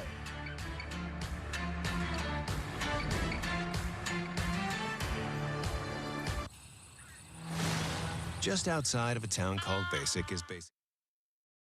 By Regions Bank. Braves fall 7-4 out there in L.A. Huascar Ynoa only goes 3 2/3. Snit hoping to get more from him, so let's hear from the skipper in your Xfinity post-game presser. I was hoping maybe if he could get his 5 would be good after his last outing, and you know, it's just he kind of ran out of gas a little bit. I kind of thought, but it was definitely a step in the right direction tonight. What they did on the sides and all was definitely better. So that's an encouraging part of it. Yeah, did you like the matchups with Newcomb or like him there? As opposed to who? Well, Frank was, I listed a few guys. I'm sorry? I listed a few guys in your bullpen over Nuke, but I just Well, I mean, the 4th inning, if I start doing that with Minter and Will Smith and Matzik, they'll be dead by 1st of May. I mean, that's a game when, yeah, that's, like I say, if I use those guys in that position, then we won't have them by the All-Star break. Is that something just over the years you kind of realized how to manage a season, and you got to go through April? It is, yeah. I mean, this is one game in April, and we're, you know, if you, like I say, they can't pitch every day. We got to be careful. We might have the lead in the next 2 days and use them, and if we do and use them in that situation tonight and it doesn't work out in your advantage, then you don't have them for a win, and then you're going to be asking me the same question. How encouraging was it to see some offense from some guys like Rosario? And It was good. It was a big hit. You know, hopefully maybe that's something like that, come off the bench and get a pinch hit and you know, get himself going. How good was it to see just the fight there and that it's good? Yeah, I mean, it was great to see what these guys are all about. I mean, you know, we it would have been nice for, to go 5. And then we could give it to the guys that we want to, if you could keep it manageable. What was the reaction when the first run of the night goes to Freddie and him No, going I don't deep? know. I mean, I didn't have any reaction. I mean, it was kind of, it's like I feel like we're in Hollywood. You couldn't have scripted it any better for him. How about for him to include you in sights in the pregame? Yeah, no, that was nice. I mean, and that's Freddie. I mean, he got a big award and was a big part of us winning world championships. So it was kind of nice to be there with him. You said you liked the way Noah went today. How about Nuke? Has there been anything you've liked where he's gone here this year? Has he made any progress? It's just tough when you come in and have a 4-pitch walk. I mean, he's got stuff to match up against Freddie. I mean, his stuff could match up against anybody, but, he just got to throw it over. And in Noah, he got hit hard a little bit tonight. What did you like a little better? I think just his delivery, his posture, his breaking ball was good. His fastball, was light. He threw some really good changeups. It's just the whole thing was so much better than the other day. He was so much more controlled in his delivery, and I think that was the one thing that they worked on while we pushed him back so he could get an extra day, and it worked. I mean, it was good. He just, I felt like he ran out of gas, and so this guy could, needs to be a big part here, and we just, we just got to keep working and getting him going and getting him stretched out and where he can help us. So there was a few more change-ups than we've seen in the past. That's nice to see another pitch come. And he hit with some good breaking balls too. I mean, this stuff was really good, and we just got to, like I say, you just got to put the whole thing together. Seems like you guys have hit a ton of solo home runs this year. Is it just the unfortunate part of the game? Yeah, I guess. I don't know. I mean, it's not unfortunate, but it's you'd like for 2- and 3-run homers. I would. But. Snit appreciating the fight, but just wants a little more. And who among us doesn't? Travis Darno, solid night at the dish for him. Even coached up Matt Olson as he was rounding first one time. Braves lose 7-4 to start out their series out in L.A. Braves Live is brought to you by the Ford F-Series, America's best-selling truck 44 years in a row, only at your local Ford dealer.